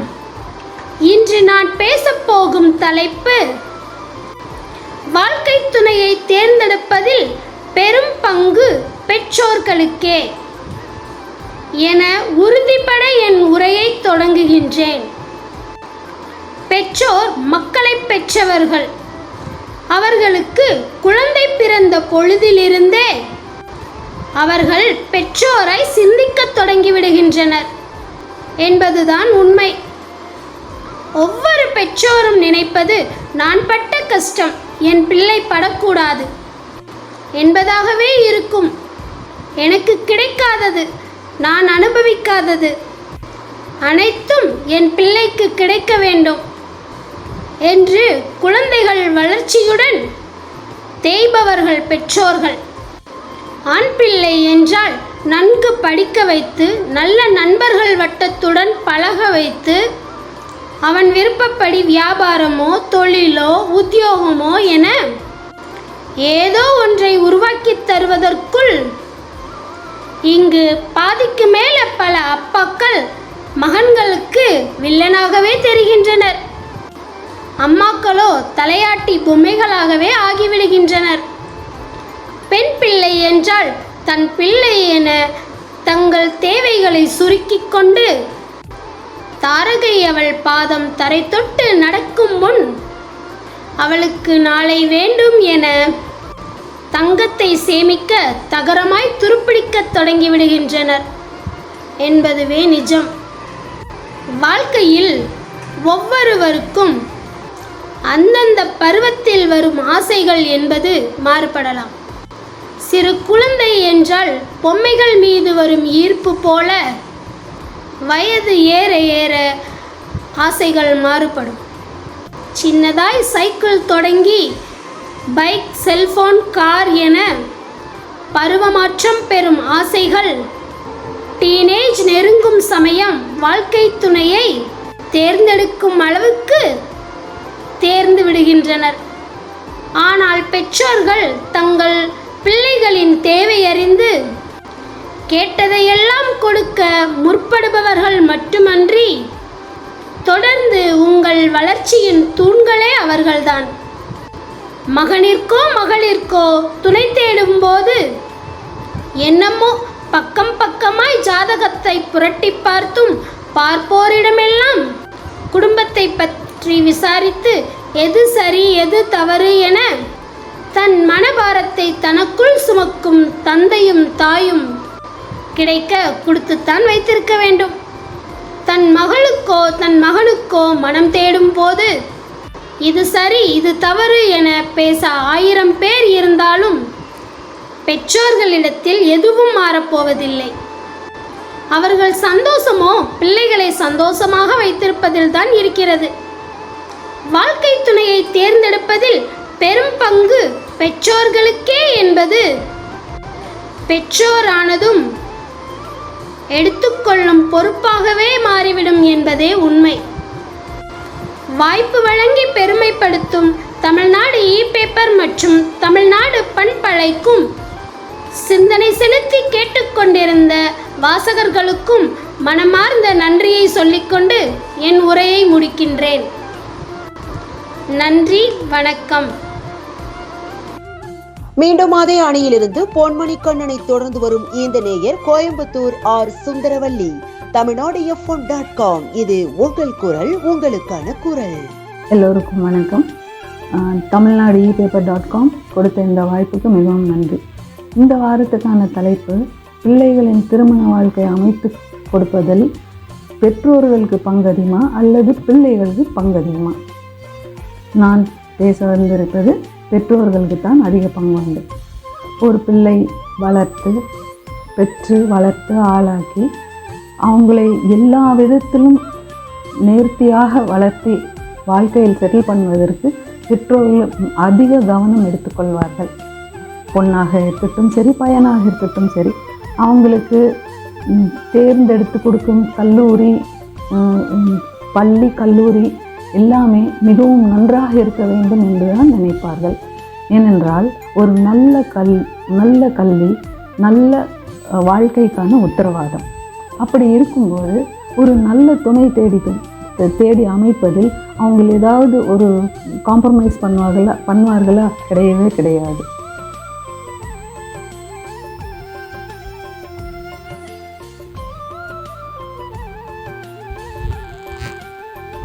ஒரு நல்ல துணை மகிழ்ச்சியான வாழ்க்கைக்கான உத்தரவாதம். திருமண வாழ்க்கை, ஒரு கல்யாண வாழ்க்கை என்பது குறுகிய காலத்துக்கான வாழ்க்கை கிடையாது. அது ஒரு 50 ஆண்டு காலம் அல்லது 60 ஆண்டு காலம் நீடித்து வாழ வேண்டிய ஒரு பயணம். அப்படி இருக்கையில் இப்போ இருக்கும் நம் பெற்றோர்கள் ஆகட்டும் அல்லது நம் சொந்தங்கள் ஆகட்டும் எல்லாம் 50 வயது 60 வயது திருமண வாழ்க்கையில் இணைந்திருப்பவர்களாக இருக்கிறார்கள். அவர்களுக்கு திருமணமானது அந்த காலத்தில் அவர்கள் பெற்றோர்கள் பார்த்து நிச்சயிக்கப்பட்ட திருமணம். 50 ஆண்டு 60 ஆண்டு காலத்துக்கு முன்பு இது மாதிரி லவ் மேரேஜஸ் எல்லாம் கிடையாது. அதே சமயத்தில் காதல் திருமணம் எல்லாமே தோல்வி அடைந்ததாக எதுவுமே அந்த மாதிரி கிடையாது. ஒரு சில பேர் நல்ல வாழ்க்கை நல்லபடியாக அமைத்து வாழ்ந்து கொண்டு தான் இருக்கிறார்கள். ஆனால் இந்த காதல் திருமணங்கள் நடைமுறையில் வந்தது என்னமோ ஒரு 20-30 வருடங்களுக்குள் தான். ஆனால் 50 ஆண்டு காலம் முன்பாக எல்லாமே இந்த அரேஞ்ச் மேரேஜஸ், பெற்றோர்கள் பார்த்து வைத்த திருமணங்கள். இன்னொன்று, அதுவும் நம் பெற்றோர்கள் நிச்சயிக்கப்படும் திருமணங்களில் சம்பந்தப்பட்ட குடும்பங்களை பற்றி நன்கு விசாரித்து அந்த வரனை பற்றியும் நன்கு தெரிந்து கொண்டு பிறகுதான் முடிவு செய்கிறார்கள். அதே சமயம் இப்போ லவ் மேரேஜ் என்ற சமயத்திலே ஒருத்தர்கிட்ட கூட பழகும்போது ஆணும் பெண்ணும் சரி நல்ல விதமாகத்தான் 2 பேருமே நல்ல குணங்களைத்தான் வெளிப்படுத்துவர். பிறகு திருமணமான பிறகுதான் சுயரூபம் வெளிப்படும். அது வேறு வழி இல்லை. ஏனென்றால் திருமணவர் யாராக, ஆணாக இருந்தாலும் சரி பெண்ணாக இருந்தாலும் சரி, முதலில் அவங்க அவங்கள பற்றி ரொம்ப நல்ல விதமாக தான் வெளியே காட்டிக்கொள்வார்கள். பெற்றோர்கள் நிச்சயிக்கும் திருமணங்களில் டிஃப்ரென்ஸ் ஆஃப் ஒப்பீனியனோ சச்சரவுகளோ வராமல் இல்லை. ஆனால் அந்த சமயங்களில் பெற்றோர்கள் அவங்களே வந்து சமாதானம் படுத்தி திரும்பவும் வழிநடத்த செய்ய பெற்றோர்கள் நல்ல முறையில் உதவியாக இருப்பார்கள். ஆனால் லவ் மேரேஜஸில் இந்த ஈகோ என்ற ஒன்று வந்து மிகவும் தலை தூக்கி நிற்கும். அதுவே இரு குடும்பங்களுக்கு இடையிலுமே பெரிய சச்சரவுகள் ஏற்படுத்தும். அதனால் அந்த தம்பதியர் பிரிவதற்கான வாய்ப்புகள் அதிகமாக இருக்கிறது. யாருமே முன்வந்து சமாதானப்படுத்துவதற்கு தயாராக இருக்க மாட்டார். வாழ்க்கை என்பது ஒரு முறை, அதை நல்ல விதமாக அமைத்து கொள்வது புத்திசாலித்தனம், பிள்ளைகளின் புத்திசாலித்தனம். ஆகவே அப்படியே அவங்களே பிரியப்பட்டு தேர்ந்தெடுத்தாலும் பெற்றோர்களிடம் கலந்து ஆலோசித்து சம்மதம் பெற்று திருமணம் செய்து கொள்வது மிகவும் நல்லது. இந்த கருத்தினை தெரிவிப்பது சுந்தரவல்லி, கோவையிலிருந்து. நன்றி. மீண்டும் இணைகிறோம் நேர்களே. தமிழ்நாடு பண்பலை வழங்கி கொண்டிருக்கும் பட்டிமன்ற நிகழ்ச்சியோடு. நிகழ்ச்சியில் இனி வாழ்க்கை துணையை தேர்ந்தெடுப்பதில் பெரும் பங்கு பிள்ளைகளுக்கே என்று கூறி தனது கருத்தை பண்பலையோடு இணைக்கிறார் கோவை JMG ராஜவேல். வணக்கம்.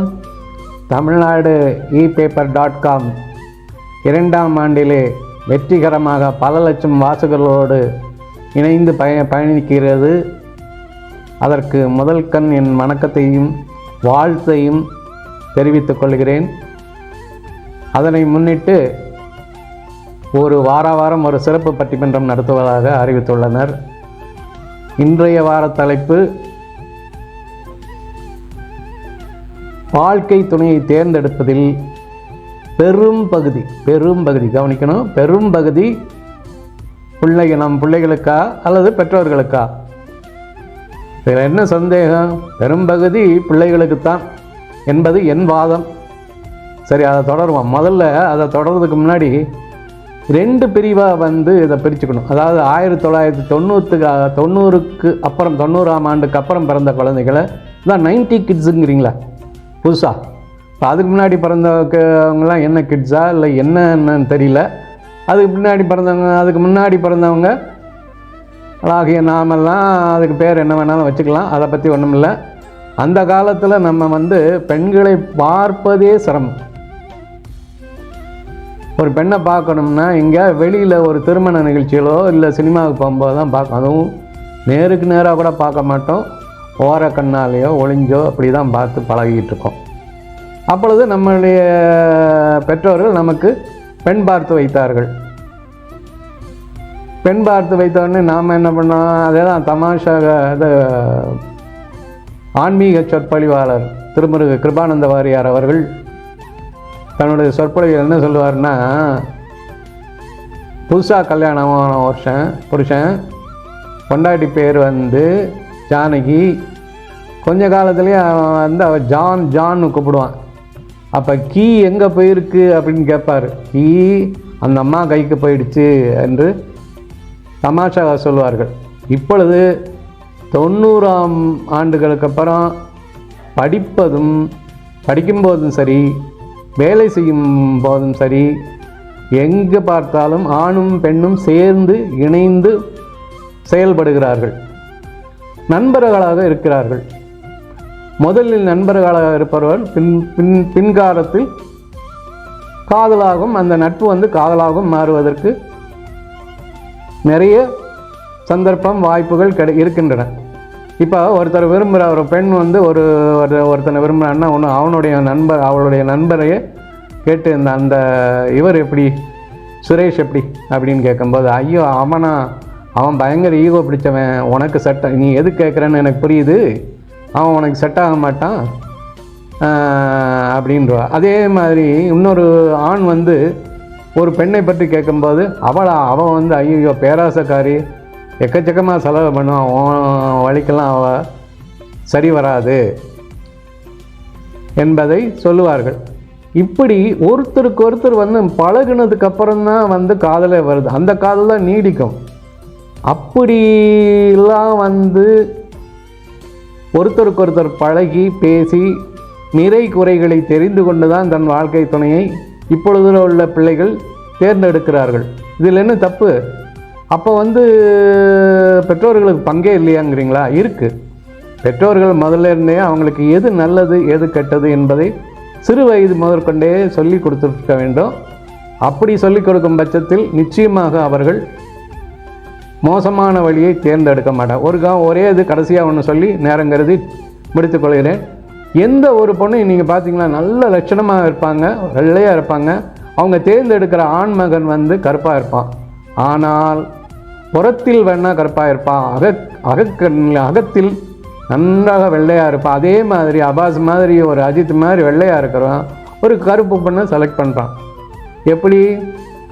அதே அகத்தில் அந்த பெண் மிகவும் நல்லவள், வெள்ளையாக இருக்கிறாள், நம் குடும்பத்துக்கு ஏற்றவள் என்று தேர்ந்தெடுக்கிறான். ஸோ ஒருத்தருக்கு ஒருத்தர் பழகி தேர்ந்தெடுப்பது இந்த கால முறை. இதுதான் சரியாக வரும். எனவே மகனே மகளே, நீங்கள் தேர்ந்தெடுங்கள். அதே சமயம் உங்கள் பெற்றோர்களிடம் ஒரு வார்த்தை கேட்டுவிட்டு பிறகு திருமணத்துக்கு ஏற்பாடு செய்து உங்கள் திருமண வாழ்க்கையில் நல்லபடியாக நடந்து நீண்ட காலம் வாழுமாறு வேண்டி விரும்பி வாழ்த்தி விடைபெறுகிறேன். வணக்கம், நன்றி. கோவை ராஜவேலை தொடர்ந்து வாழ்க்கை துணையை தேர்ந்தெடுப்பதில் பெரும் பங்கு பெற்றோர்களுக்கே என்ற அணியிலிருந்து சென்னை சந்திரமௌலி. வணக்கம். தமிழ்நாடு பண்பலை நடத்தும் பட்டிமன்றத்தில் இன்றைய தலைப்பான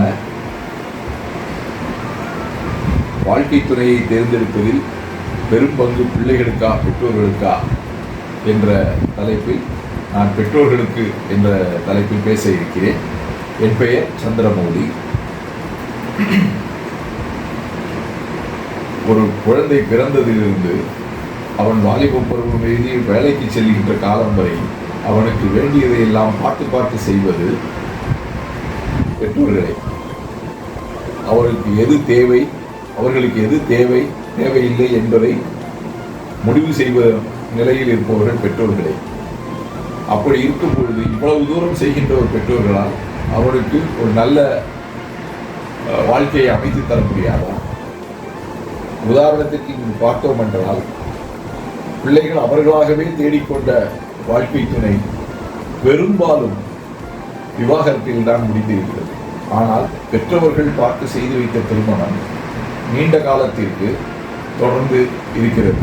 இதிலிருந்து என்ன தெரிகிறது என்றால், ஏன்னா பெற்றோர்கள் பிள்ளைகளுக்காக ஒரு வரனை தேடும் பொழுது அது குடும்ப பின்னணி, அந்த குடும்பத்தின் வழிமுறைகள் நம் குடும்பத்திற்கு ஏற்றவர்களா என்பதை பார்த்து செய்யும் பொழுது முன்பின் அறிமுகம் இல்லாதவர்களாக இருந்தாலும் இருவரும் ஒத்துப்போய் வாழ்ந்து வருகின்றனர். இது காலம் காலமாக நம் பரம்பரைகளில் இருக்கின்ற ஒரு வழிமுறை. இதை விட்டு அவர்களாகவே தேடிக்கொள்வதில் அவர்களுக்கு வேவலிற்கு ஒத்து போகலாம். ஆனால் காதலிக்கின்ற பருவத்தில் அவர்களுக்கு ஒருவருடைய ப்ளஸ் பாயிண்ட் மாத்திரமே வெளியில் தெரிந்திருக்கும். திருமணத்திற்கு பின் அந்த மைனஸ் பாயிண்ட் தெரிய வருகின்ற ஒரு காலகட்டத்தில் அது விவாகரத்தில் முடிந்து விடுகிறது. அதற்காக எல்லா காதல் கல்யாணமும் விவாகரத்தில் முடிந்தது என்று நான் சொல்ல வரவில்லை. மெஜாரிட்டி அது அந்த மாதிரி இருக்கின்ற ஒரு காரணத்தினால் பெற்றோர்கள் பார்த்து வைக்கும் திருமணமே மிகுந்த பயனை தரும் என்று கூறி என் வாதத்தை நிறைவு செய்ய விடுகிறேன். நன்றி, வணக்கம். நாம் கேட்டு ரசித்த அந்த கருத்தை தொடர்வது பெற்றோர்களுக்கே என்ற அணியிலிருந்து ஓசூர் ஆர் அசோகன். அன்பான டிஎன் பேப்பர் வாசகர்களுக்கு வணக்கம். என் பெயர் ஆர் அசோகன், ஓசூர். கொடுக்கப்பட்ட தலைப்பு வாழ்க்கை துணையை தேர்ந்தெடுப்பதில் பெரும் பங்கு பிள்ளைகளுக்கா இல்லை பெற்றோர்களுக்கா? வாழ்க்கை துணையை தேர்ந்தெடுப்பதில் இருவருக்குமே பங்கு இருக்கிறது. ஆனால் பெரும் பங்கு யாருக்கு இருக்கு? பெற்றோர்களுக்கே. இப்போ வாழ்க்கை துணையை தேர்ந்தெடுப்பது ஒரு நாளாக பிரிச்சுக்கணும். லவ் பண்ணி வாழ்க்கை துணையை தேர்ந்தெடுக்கிறது. Matrimonial reference, marriage broker or friends reference. 4வது சொந்தத்திலேயே வாழ்க்கை துணையை தேர்ந்தெடுக்கிறது. இது எல்லா முறைகளுமே பார்த்திங்கன்னா பெற்றோர்களுடைய பங்கு அதிகம். இன்னும் 40 முறைகள் வந்தாலும் அதுதான் உண்மை. இப்போ லவ் பண்ணி வாழ்க்கை துணையை தேர்ந்தெடுக்கிறதுல பார்த்தீங்கன்னா பொண்ணு பார்க்குற வேலை மாப்பிள்ளை பார்க்குற வேலையை வேணால் மிச்சப்படுத்தியிருக்கலாம். ஆனால் மீதி எல்லா ரெஸ்பான்சிபிலிட்டியும் பேரண்ட்ஸ் சைடு தான் இருக்கும். வரன் தகுதியானவங்களா, நமக்கு செட் ஆகுமா அப்படின்னு பார்த்துட்டு ஓகே சொன்னதுக்கப்புறம் அது நடக்கும். அடுத்தது மேட்ரிமோனியல் மூலமாக வருது. மேட்ரிமோனியல் ஜஸ்ட்டு அது லிஸ்ட், அது ஷார்ட் லிஸ்ட் பண்ணுவாங்க. ஃபைனலைசேஷன் யார் பண்ணுவா? பேரண்ட்ஸ் தான் வருவாங்க. ஜஸ்ட் லைக் தட் ஃபைனலைசேஷன் பண்ண முடியுமா? ஜாதகம் பார்க்கணும், ஊர் பார்க்கணும், பேர் பார்க்கணும், எல்லாத்தையும் பார்க்கணும். A to Z பார்த்துட்டு அப்புறமே அதுக்கு தேர்வு செய்யணும். இதில் வந்து அவங்க பிள்ளைகளுடைய பர்சன்டேஜ் பார்த்திங்கன்னா ஒரு 30%, 70% பேரண்ட்ஸ் பக்கம். 3வதா marriage broker or friends reference. இதில் வர்றது என்ன? பயோடேட்டா, ஃபோட்டோஸ் வரும். ஜஸ்ட்டு பிள்ளைகள்கிட்ட காட்டுவோம், அவங்க ஃபைனலைஸ் பண்ணுவாங்க. அதுக்கப்புறம் எவ்வளோ வேலை இருக்குது, A to Z பார்க்கணும். இதை வந்து 20% அவங்க ஃபைனலைசேஷன் பண்ணுறது மட்டும்தான் அவங்க. மீதி 80% பேரண்ட்ஸ். அடுத்தது சொந்தத்திலேயே வாழ்க்கை துணையை தேடுறது. இதில் பிள்ளைகளுடைய பங்கு என்ன? நத்திங். வேணும்னா ஒரு 10% கொடுக்கலாம். மீதி 90% பெற்றோர்களுடைய பங்கு தான். இந்த பர்சன்டேஜ் எல்லாம் சொன்னது வந்து அப்ராக்சிமேட்டாக நான் சொன்னது. இன்னும் டீப்பாக அனலைஸ் பண்ணி போனால் சொசைட்டியில் சர்வே பண்ணால் தெரியும், இன்னும் பர்சன்டேஜ் பேரண்ட்ஸினுடைய பர்சன்டேஜ் அதிகமாகும், பிள்ளைகளுடைய பர்சன்டேஜ் இன்னும் கம்மியாக வரும். இது நான் வந்து என்னுடைய இதை வந்து யோகா வந்து சிட்டி லெவல் பேஸ், இன்னும் வில்லேஜ் லெவல் பேஸில் உங்களுக்கு சொல்லவே தேவையில்லை. பிள்ளைகளுடைய பங்கு வாழ்க்கை துணை அனுபவிக்கிறது வந்து ரொம்ப கம்மி. பேரண்ட்ஸ் தான் எல்லாமே. இது இந்தியாவில், நம்ம தமிழ்நாட்டில், மற்ற ஸ்டேட்டை பற்றி எனக்கு தெரியாது. பாட்டங்காலத்து பூட்டங்காலத்துலேருந்து அப்பா காலத்துலேருந்து இந்த காலத்து வரைக்கும் இதுதான் முறை. இதுதான் வந்துட்டுருக்கு. ஒரு 2-3 தலைமுறைக்கு அப்புறம் வேணும்னா பிள்ளைகளுடைய பர்சன்டேஜ் அதிகமாக வாழ்க்கை துணையை தேர்ந்தெடுக்கிறது தான். பெரும் பங்கு அப்படின்ற வார்த்தையை சொல்லும்போது அதில் எவ்வளோ அடங்கியிருக்கு தெரியுமா?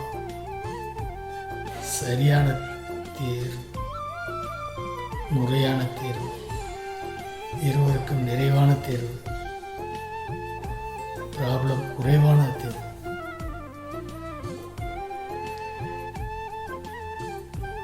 எனவே பெரும் பங்கு பெற்றோர்களுக்கு தான் என்பதை நீங்கள் இப்போ ஒரு முடிவுக்கு வந்திருப்பீங்க. நன்றி. வாய்ப்பு கொடுத்த டிஎன்இ பேப்பர் நிர்வாகிகளுக்கு நன்றி. மீண்டும் அதே அணியிலிருந்து தனது கருத்தை பதிவிட தமிழ்நாடு பண்பலையோடு இணைகிறார் திருமாலம் எஸ் பழனிவேல். கேளுங்க கேளுங்க கேட்டுக்கிட்டே இருங்க. இது உங்க தமிழ்நாடு FM.com. வணக்கம், நான் திருமாலம் எஸ் பழனிவேல் பேசுகிறேன்.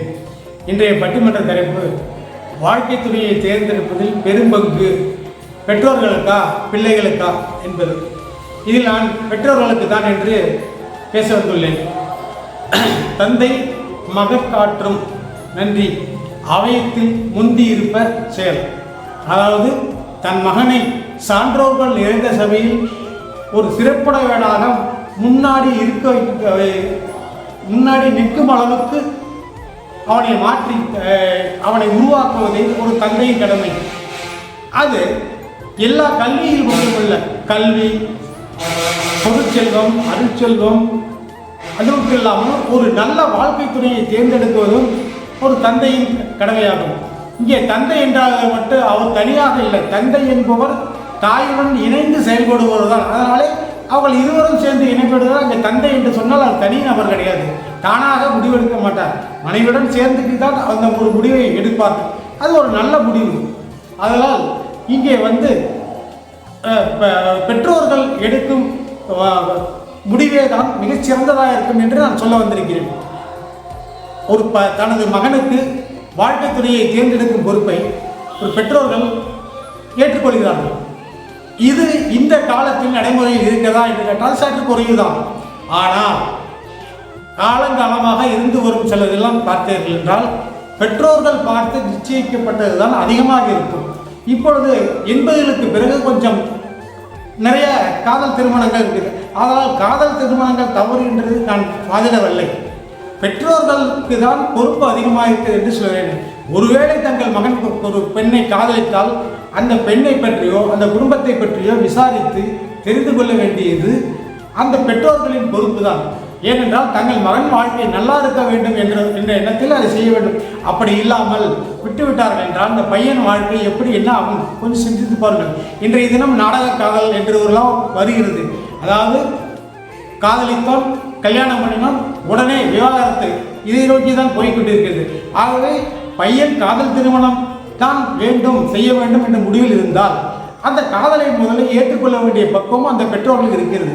அதன் பிறகு அந்த பெண்ணை பற்றி விசாரித்து இவர்கள் இருவரும் எப்படி பழகிறார்கள், ஒருவர் நன்றாக புரிந்து கொண்டு இருக்கிறார்களா, இல்வாழ்க்கையில் இவர்கள் எப்படி இணைந்து செயல்படுவார்கள் என்பது அனைத்தையும் தெரிந்து கொள்ள வேண்டிய கட்டாயம் அந்த பெற்றோர்கள் ஏற்படுகிறது. அங்கே அந்த பிள்ளைக்கான சுமை குறைந்து போகிறது. ஒரு பெண்ணை பார்த்து பையன் முடிவு செய்துவிட்டால் அதை அவர்கள் மேற்கொண்டு என்ன செய்ய வேண்டும் என்று தீர்மானிக்க வேண்டிய பொறுப்பு அந்த பெற்றோர்களிடம் வந்துகிறது. அந்த பையன் பார்த்தான் மனசுக்கு பிடித்தது என்று அவன் காதலிக்க ஆரம்பிக்கிறான். பிறகு கல்யாணம் செய்ய வேண்டும் என்ற எண்ணம் இருவருக்குள்ள வரும்போது அடுத்த கட்டத்தில் இருவரின் பெற்றோர்களுக்கும் அந்த பொறுப்பு வந்துவிடுகிறது. தங்கள் பிள்ளைகள் நன்றாக வாழ வேண்டும் என்றால் அந்த இடத்தில் பெற்றோர்களுக்கு தான் பொறுப்பு அதிகமாக இருக்கிறது. பையன்கள் அவர்கள் ஏதோ இன்று பார்த்தோம், பாட்டுக்கு போனோம், பீச்சுக்கு போனோம், காதலிச்சோம், வாட்ஸ்அப் பண்ணோம் அப்படி இப்படின்னு கூட அவங்களுக்கு வாழ்க்கை என்பது என்னவென்றே புரியாமல் ஏதோ ஒரு ஜாலியாக போயிடாங்க. அது விருப்பம் இல்லாமல் இருவரும் வீட்டை விட்டு வெளியே சென்று காதல் திருமணம் செய்து கொண்டால் அது ஒரு கட்டத்துக்கு பிறகு அது அதன் சுவை குறைந்து அவர்கள் பெரிய நேரிடும். இன்று ஏராளமான விவகாரத்துகள் பார்க்கிறோம். இதற்கெல்லாம் அடிப்படை காரணம் திருமணம் என்ற பந்தத்துக்குள் வந்த பிறகு அவர்கள் இருவருக்குள்ள புரிதல் வேறுபட்டு போகிறது. அதுதான் காரணம். காதலித்தோம் என்றால் ஏதோ காதலித்தால் திரைப்படத்துக்கு போகிறது, பீச்சுக்கு போகிறது, ஹோட்டலுக்கு போகிறது என்று அப்படியே கடந்து போய்விடுகிறார்கள். அது அல்ல, அதற்கும் மேலே ஒன்று இருக்கிறது. அதை தெரியாமலே அவர்கள் விழுந்து கோர்ட்டு வாசலை போய் மிதித்து சின்ன பண்ணாமாகி போகிறார்கள். இதே ஒரு பொறுப்புள்ள அப்பா அம்மாவுக்கு மகனாக பிறக்கும் போது அவர்கள் தன் பையனுக்கு ஏற்ற ஒரு பெண்ணை தேர்ந்தெடுக்கும் பொழுது அங்கே பெண் பார்க்கும் படலம் என்று ஒன்று நடக்கும். அது எல்லார் வாழ்விலும் கிடைக்காத ஒரு மிக அருமையான சந்தர்ப்பம். அந்த இது இப்போது பெண் பார்க்கும் படலம் எப்படி இருக்கிறது என்று சொல்ல முடியாது. அது வேற மாதிரி இருக்கும். ஒரு காலகட்டம் வரை 80 வரை இந்த பெண் பார்க்கும் படலம் மிகவும் சுவையானதாக இருக்கும். ஏன்னால் அந்த பெண்ணை நம்ம முன்ன பார்த்துக்க மாட்டோம், அன்றைக்கி தான் பார்க்க போவோம். அப்போ போகும்போது அவர் வீட்டிலிருந்து முக்கியமான பெரியவர்கள் இருப்பார், நம்ம வீட்டிலிருந்து முக்கியமான பெரியவர்கள் இருப்பார்கள். அப்படி அவர்கள் எல்லாம் அமர்ந்து அந்த பெண்ணை வரவழைத்து அந்த காஃபியோ இல்லை டிஃபனோ கொடுக்க சொல்லி உட்கார வச்சு பேசி பார்க்கறது அது ஒரு வித்தியாசமான அனுபவம். அதை நீங்கள் இந்த பெண் பார்க்கும் படலம் எவ்வளோ சுவையானது என்பதை நீங்கள் எல்லோருமே நீங்கள் 70 வயசாக சரி 60 வயசாக சரி என்று புரிந்து கொள்ள வேண்டும் என்றால் ஆண் பாவம் படத்தில் வரும் அந்த பெண் பார்க்கும் படலத்தின் போது வரும் ஒரு பிஜிஎம் போட்டிருப்பார் இளையராஜா.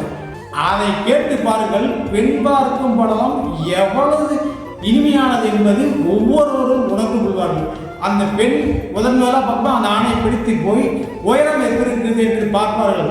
அப்போ அந்த பெண்ணுக்கு ஆணை பிடித்து போகிறது. அந்த கதாநாயகனை அவனை மனதுகளோடு எண்ணத்தினால் குள்ளமாக இருக்கிறது என்று இந்த வேண்டாம் என்று சொல்லுவானா என்று பயந்து சற்று காலை தூக்குவார்.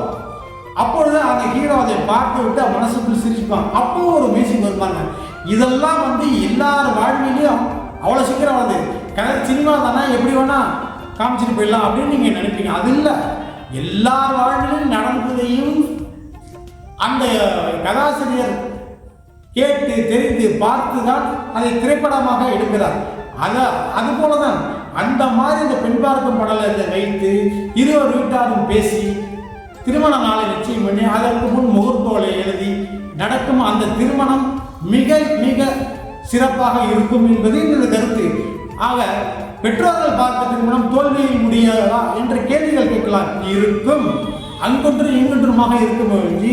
முழுமையாக பேசி இரண்டு பக்கமும் நன்றாக பேசும்போது அந்த திருமணம் நன்றாக இருக்கும் கடைசி வரை. அதுதான் அப்ப பெற்றோர்களுக்கு தான் பொறுப்பு அதிகம்.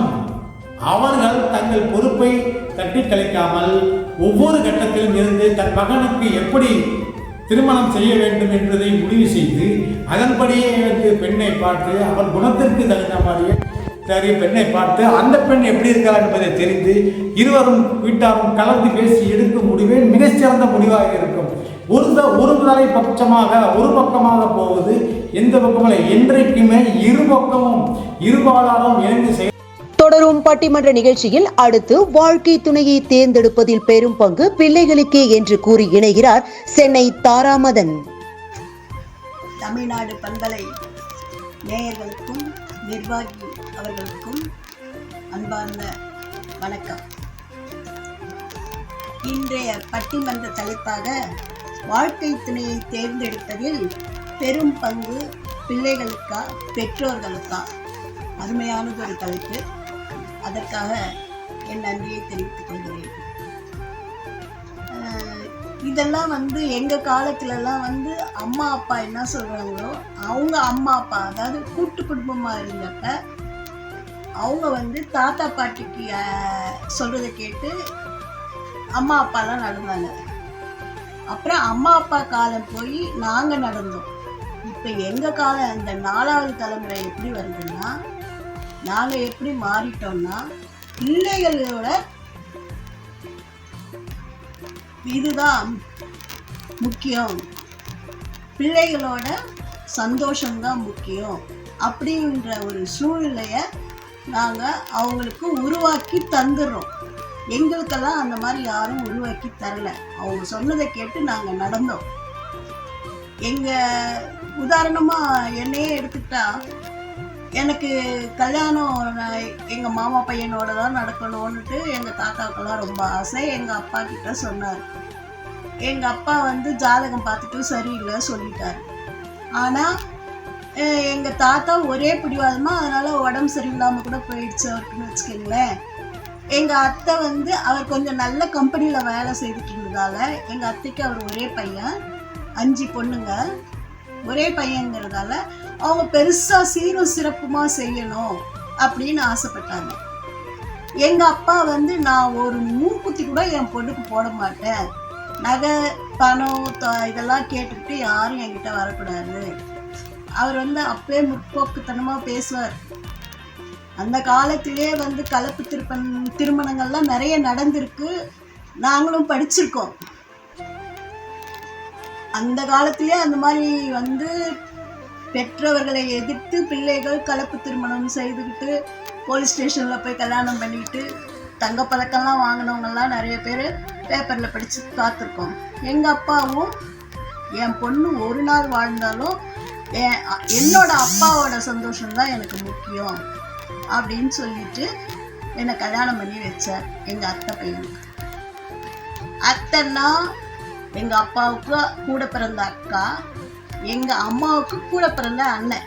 இது பொண்ணு கொடுத்து பொண்ணு எடுத்துக்கிறதாலாம் அந்த காலத்தில் சர்வசாதாரணம் இல்லையா, அந்த மாதிரி இருந்தாங்க. அதனால் இது மறுபடியும் அந்த தலைமுறை வேண்டாம் அப்படின்னு சொல்லிட்டு தடுக்கணும்னு பார்த்தாக்கா எங்கள் தாத்தா ஒரே பிடிவாதமாக இவனுக்கு தான் கல்யாணம் பண்ணி தரணும் அப்படின்னு சொல்லி வம்படிக்க ஆரம்பிச்சிட்டாரு. உடம்பு சரியில்லாமையும் படுத்துட்டார். அப்புறம் எங்கள் அப்பா சரி சொல்லிட்டு கல்யாணம் பண்ணி வச்சு ஒரு நாள் வாழ்ந்தா போதும்னு சொன்னார். நாங்கள் 30 வருஷம் நல்லாவே வாழ்ந்தோம். யாருக்கும் எந்த தொந்தரவும் எங்களால் இல்லை. எந்த தொந்தரவு எங்களுக்கு எல்லாரும் கொடுத்தாலும் நாங்கள் அதை பெருசாக எடுத்துக்கல. ஏன்னா விட்டு கொடுக்கும் தன்மை ஒருத்தருக்கு ஒருத்தர் இருந்தது. அதனால எங்கள் வாழ்க்கை அமைதியாக போச்சு, அட்டகாசமாகவும் போச்சு, அமைதியாகவும் போச்சு. எங்கள் மாமாவும் அத்தையும் எப்படின்னா, எங்கள் அத்தை கொஞ்சம் ஒல்லியாக உயரமாக இருப்பாங்க, எங்கள் மாமா கொஞ்சம் குண்டாக இருப்பார். அதே மாதிரி தான் நான் கொஞ்சம் ஒல்லியாக இருப்பேன், எங்கள் வீட்டுக்காரர் குண்டாக இருப்பார். அதே 3வது தலைமுறையும் அதே என்ன ஆச்சுன்னா, எங்கள் பையன் நல்லா குண்டாக இருப்பான், எங்கள் மருமக வந்து நல்லா ஒல்லியாக உயரமாக இருந்தாள். அதனால் அவள் என்ன பண்ணா, ஈக்குவல் பார்த்துக்கிட்டே இருந்தா. அவங்க அண்ணனை வச்சு ஈக்குவல் பார்த்துக்கிட்டே இருந்தார். 2 பேர் உயரமும் சரியாக இருக்குமா, அவங்க குண்டாக இருக்கலாம் அப்படின்றதெல்லாம் குறைச்சி பேசிக்கிட்டே இருந்தா. அது நான் அவளோட செய்கையிலேருந்து அது பொண்ணு பார்க்க போகும்போது புரிஞ்சுக்கிட்டேன். நான் எதிர்பார்த்த மாதிரி அவள் எனக்கு இருக்கா, தைரியமான பொண்ணா. அதனால அந்த பொண்ணு வந்து நம்ம வீட்டுக்கு வந்ததுன்னா நமக்கு தான் இது பெருமை அப்படின்னு நான் நினச்சேன். அப்புறமா நான் அவங்க வீட்டில் சொல்லிட்டேன், வேண்டாம்ப்பா, அவளுக்கு ஒரு பொண்ணுக்கு விருப்பம் இல்லாமல் எந்த காரணத்தை கொண்டும் பையனோட வாழ்க்கையில் சேர்க்காதீங்க. நீங்கள் இப்போ நாங்கள் தெரிஞ்சவங்க, நாங்கள் சொந்தக்காரங்க, அவன் நல்ல பையன், அவன் வெளிநாட்டில் வேலை செய்கிறான் அப்படின்னு எல்லாம் கணக்கு போட்டு நீங்கள் அந்த பொண்ணை கம்பல் பண்ணாதீங்க. அவளுக்கு பிடிச்சிருந்தா கல்யாணம் பண்ணுங்க, இல்லாட்டி விட்டுடுங்கன்னு சொல்லிட்டு நாங்கள் வந்துட்டேன்.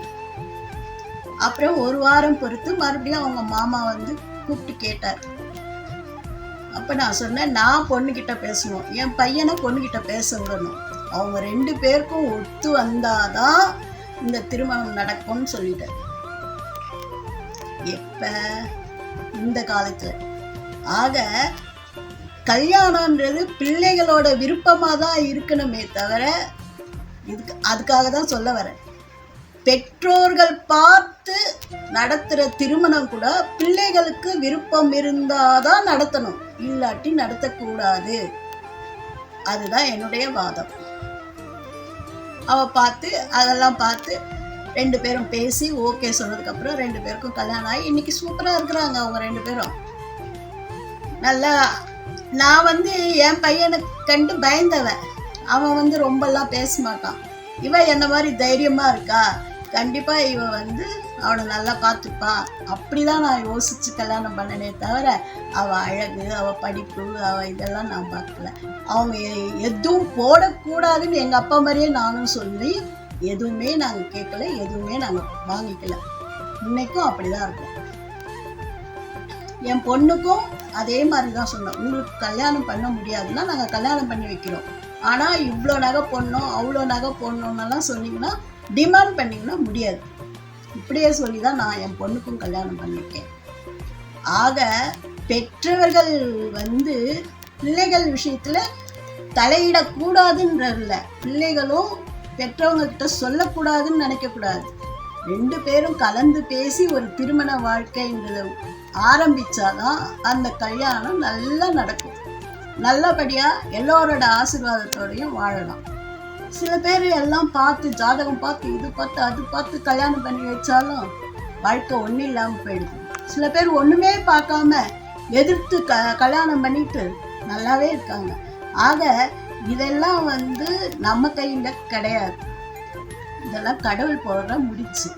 அதனால நாம யாருக்காகவும் எதுக்காகவும் எந்த தொந்தரவும் கொடுக்கக்கூடாது. உனக்கு பிடிச்சிருந்தா கல்யாணம் பண்ணிக்கணும், உனக்கு பிடிக்கலையா விட்டுடணும்.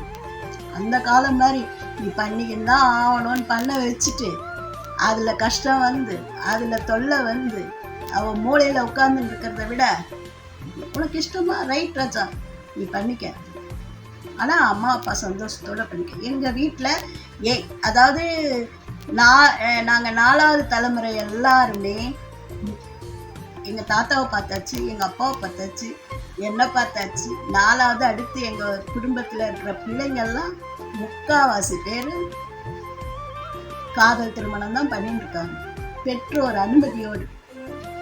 அதுதான் நாங்கள் கேட்குறோம். நீங்கள் கல்யாணம் பண்ணிக்கிறது தப்பு கிடையாது, நீங்கள் காதல் பண்ணுறது தப்பு கிடையாது, ஆனால் பெற்றோர்களை மீறி நீங்கள் பண்ணிக்காதீங்க.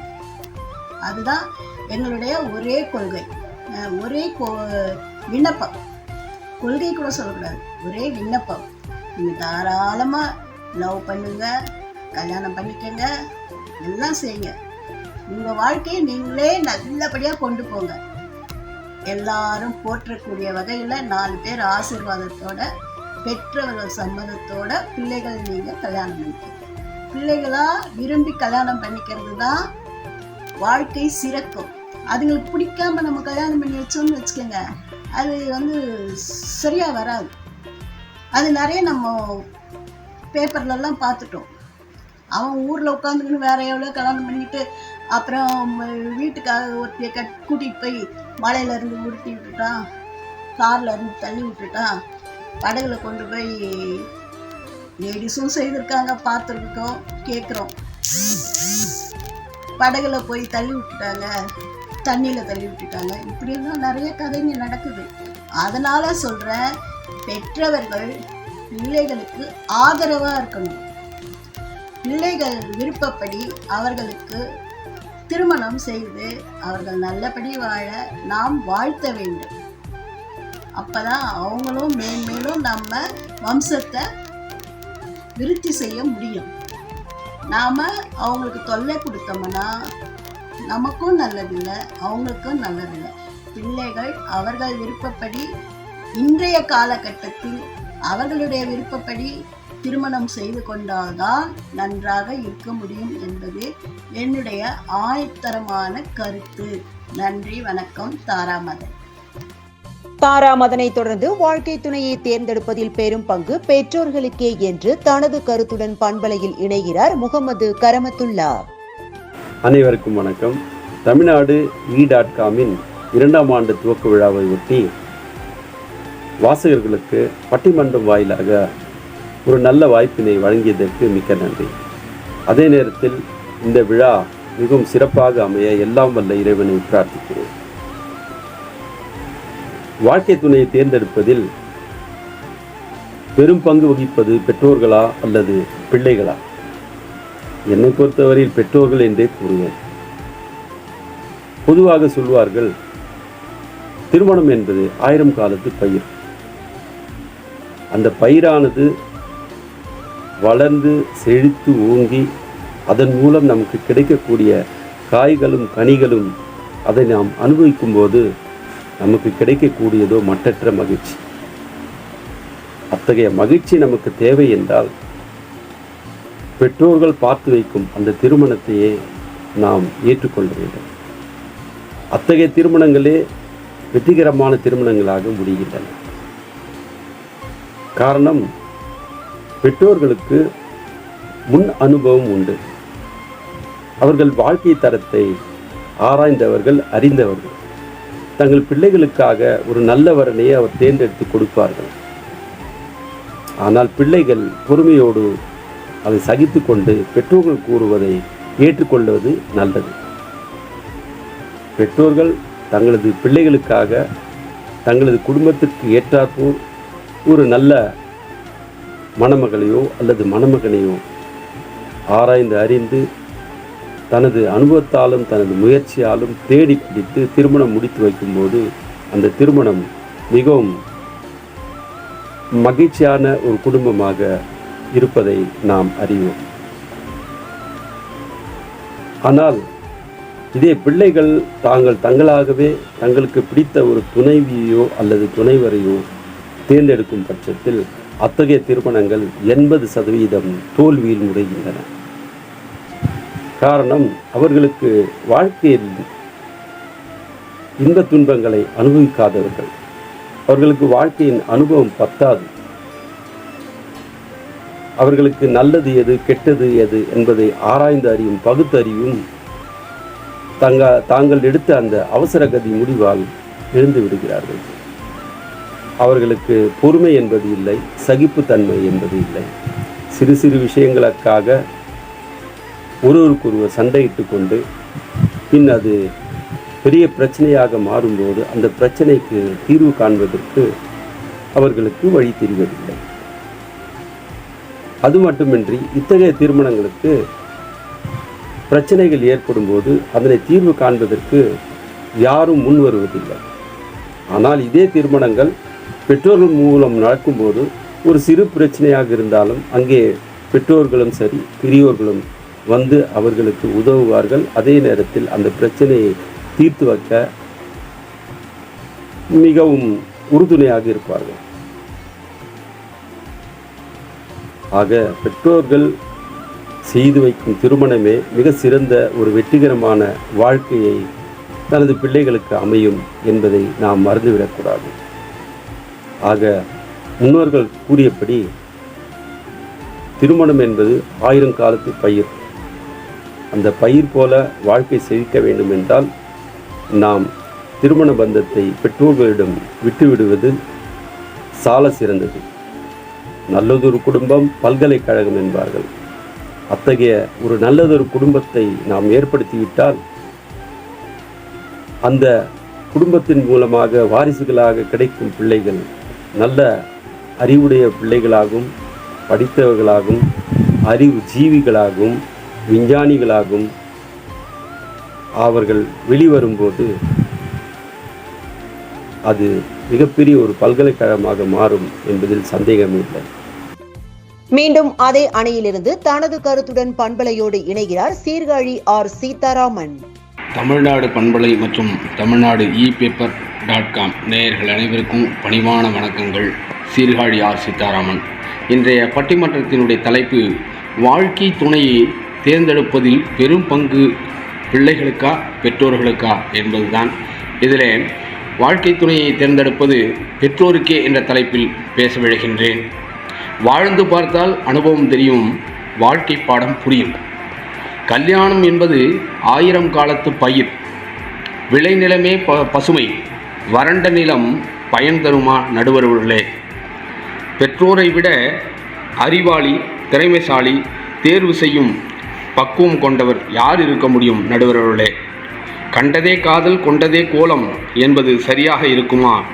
பிள்ளைகள் திறமைசாலி அறிவாளியாக இருந்தாலும் உணர்ச்சி வசப்பட்டு அவசரத்தில் எடுக்கும் திருமண முடிவு நெடுங்காலம் பலன் தருமா நடுவர்களே? முக்கிய முடிவு எடுப்பதிலும் முகம் ஜொலித்தால் போதாது, அகம் குளிர வேண்டாமா? அகத்தின் அழகை அனுபவ பாடத்தால் மட்டுமே கண்டுபிடிக்க முடியும் நடுவர்களே. குற்றம் பார்க்கில் சுற்றம் இல்லை, ஆனால் குணம் பார்த்து திருமணம் செய்து வைக்க வேண்டாமா? தாலி என்பது வேலி, தாய்மை என்பது தூய்மை. நல்லவனை தேர்ந்தெடுக்க வயதில் முதிர்ந்த அனுபவம்தான் பலன் தரும் நடுவர்களே. விளம்பரத்திற்கும் புற அழகிற்கும் பணத்திற்கும் வாழ்க்கையை விலை பேசி விற்க முடியுமா நடுவர்களே? வாங்க பழகலாம் போல வாங்க வாழலாம் என்று சொல்ல முடியுமா? குடும்பம், இல்லறம், வாழ்க்கை என்பது நாடக மேடை அல்ல, நடிப்பும் அல்ல. உணர்வு, அன்பு, பாசம், கோபம், விட்டு கொடுத்தல், தட்டி கொடுத்தல் என்று பல வகை உணர்ச்சிகளை கொண்டது, பன்முகம் கொண்டது. அந்த பன்முகம் கொண்டதை சரியாக தேர்ந்தெடுக்க வேண்டாமா நடுவர்களே? இளமைக்கும் நடுவயதிற்கும் முதுமைக்கும் துணையாக வர வேண்டும். அதுதான் உண்மையான துணை, தேர்வின் வெற்றி. இளமை ஏக்கத்தில், காமதாகத்தில் அவசர தேவையாக துணை என்பதை தேர்ந்தெடுப்பது சரியாக இருக்க முடியுமா நடுவர்களே? கல்லானாலும் கணவன், புல்லானாலும் புருஷன் என்பது அந்த காலம். டைவர்ஸ் அடுத்த நிமிடமே அடுத்த திருமணம் என்பது இந்த காலம். பிள்ளைகள் தேர்வு என்பது வெற்றி சதவீதம் 25 இருக்கிறது. பெற்றோர் தேர்வு என்பது வெற்றி சதவீதம் 75 இருக்கிறது. இதில் எது அதிகம் என்பதை நடுவர்களே முடிவு செய்யுங்கள். கண்கட்ட பிறகு சூரிய நமஸ்காரம் தேவையா நடுவர்களே? குலம் பார்த்து கோத்திரம் பார்த்து பெண்ணெடு என்று பெரியோர்கள் சும்மாவா சொல்லி இருக்கின்றார்கள் நடுவர்களே? பிள்ளைகளுக்கு உரிமை என்பதை விட பெற்றோர்களின் ஆசி, கடமை என்பதே உண்மையான வெற்றி. நலமாய் வளமாய் தம்பதியர் வாழ வாழ்க்கை துணையை தேர்ந்தெடுக்க நல்ல அனுபவமிக்க பெற்றோர்களே வழிகாட்டி நடுவர்களே. நேற்றைய காலம் அனுபவம், இன்றைய காலம் நடைமுறை, நாளைய காலம் தேடல். ஆகவே அனுபவ பாடத்தை கையில் வைத்துக்கொண்டு தேர்வு செய்து நடைமுறை காலத்தை வெற்றி பெற்று எதிர்காலத்தை நல்ல விதமாக செயல்பட வேண்டும். ஆகவே பிள்ளைகளுக்கு பெற்றோர்களே சிறந்த வழிகாட்டி, முன்னோடி. அவர்கள் தேர்வு செய்யும் நல்ல துணையே சிறந்த துணையாக கடைசி வரை வரும் என்பதை கூறி இந்த வாய்ப்பிற்கு வழி தந்த நம்முடைய தமிழ்நாடு பன்மலை மற்றும் தமிழ்நாடு.com பேப்பர்.com நேயர்கள் அனைவருக்கும் என்னுடைய அன்பார்ந்த நெஞ்சார்ந்த நன்றியினை தெரிவித்துக் கொள்கிறேன். சீர்காழி ஆர். சீதாராமன். நன்றி, நன்றி, நன்றி. தமிழ்நாடு பண்பலையோடு நாம் இணைந்து கேட்டு ரசித்துக் கொண்டிருக்கும் இந்நிகழ்ச்சி வாழ்க்கை துணையை தேர்ந்தெடுப்பதில் பெரும் பங்கு பிள்ளைகளுக்கா பெற்றோர்களுக்கா தலைப்பில் அமைந்த பட்டிமன்றம். நிகழ்ச்சியில் இனி வாழ்க்கை துணையை தேர்ந்தெடுப்பதில் பெரும் பங்கு பிள்ளைகளுக்கே என்ற அணியிலிருந்து இணைகிறார் சென்னை பிருந்தா. வணக்கம். தமிழ்நாடு எஃப்எம் அறிவித்திருக்கும் இந்த வார பட்டிமன்றம் தலைப்பான வாழ்க்கை துணையை தேர்ந்தெடுப்பதில் பெரும் பங்கு பிள்ளைகளுக்கா பெற்றோர்களுக்கா. இதில் என்னோடய கருத்து என்னன்னாக்க, பிள்ளைகளுக்கு தான் இப்போ உள்ள காலத்தில் நிறைய இருக்குதுன்னு சொல்லுவேன். ஏன்னா முன்னாடி காலத்தில் ஒரு 1/2 மணி நேரமாக 1 மணி நேரமாக வந்து பொண்ணு பார்க்குறதுங்கிறது ஒரு நிமிஷம் கூட இருக்காது. அந்த பொண்ணை வந்து தலை நீட்டு போவா, அந்த மாப்பிள்ளைகிட்ட பையன் பிடிச்சிருக்கா பொண்ணு பிடிச்சிருக்கான்னு கேட்பாங்க.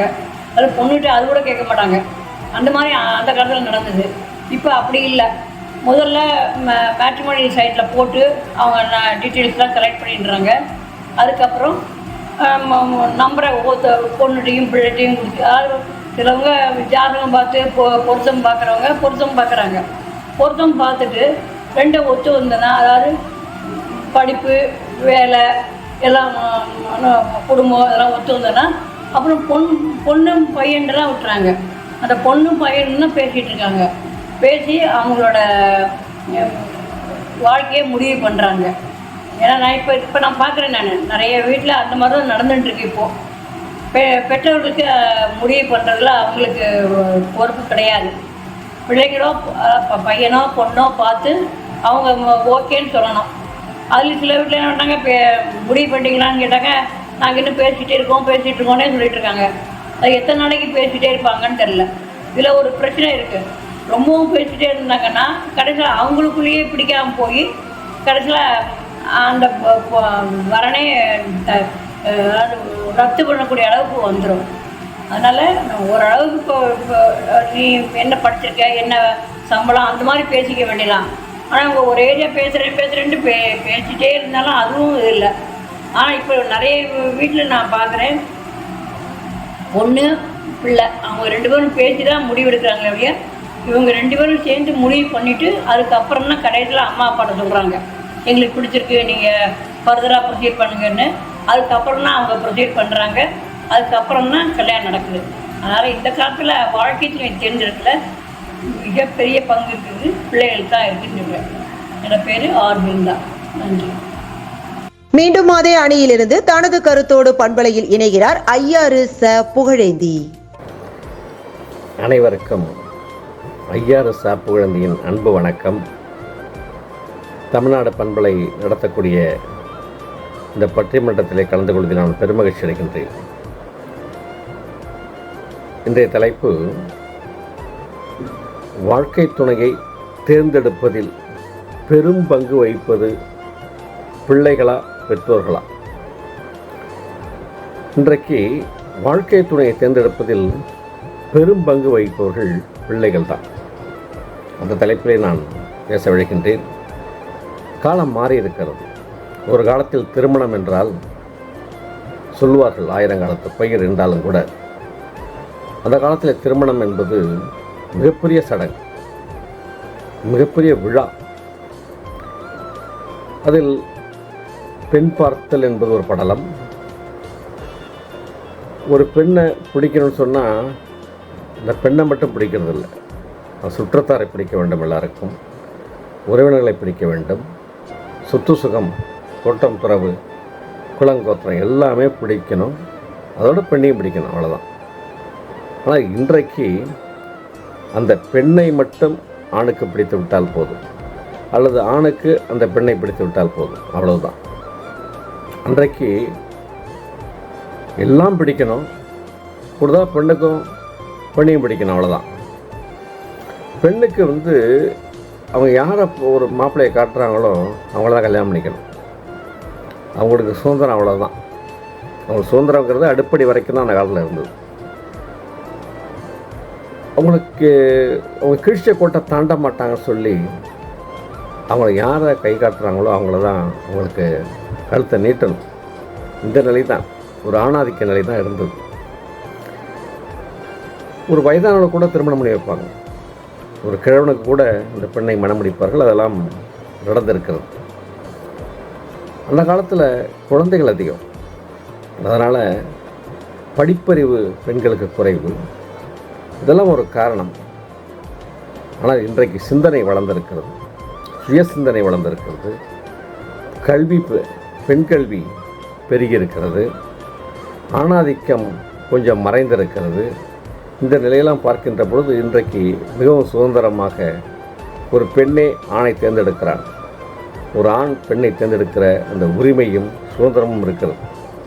காரணம், ஒரு குழந்தைக்கு ஒரு குடும்பத்தில் ஒரு இன்றைக்கி குழந்தையே பார்த்திங்கன்னா ஒன்று கண்ணே கண்ணு இருக்காது, ஆணோ பெண்ணும்.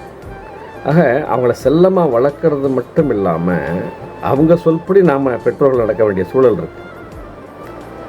எல்லாத்தையும் விட்டு கொடுக்குறாங்க பிள்ளைகளுக்காக.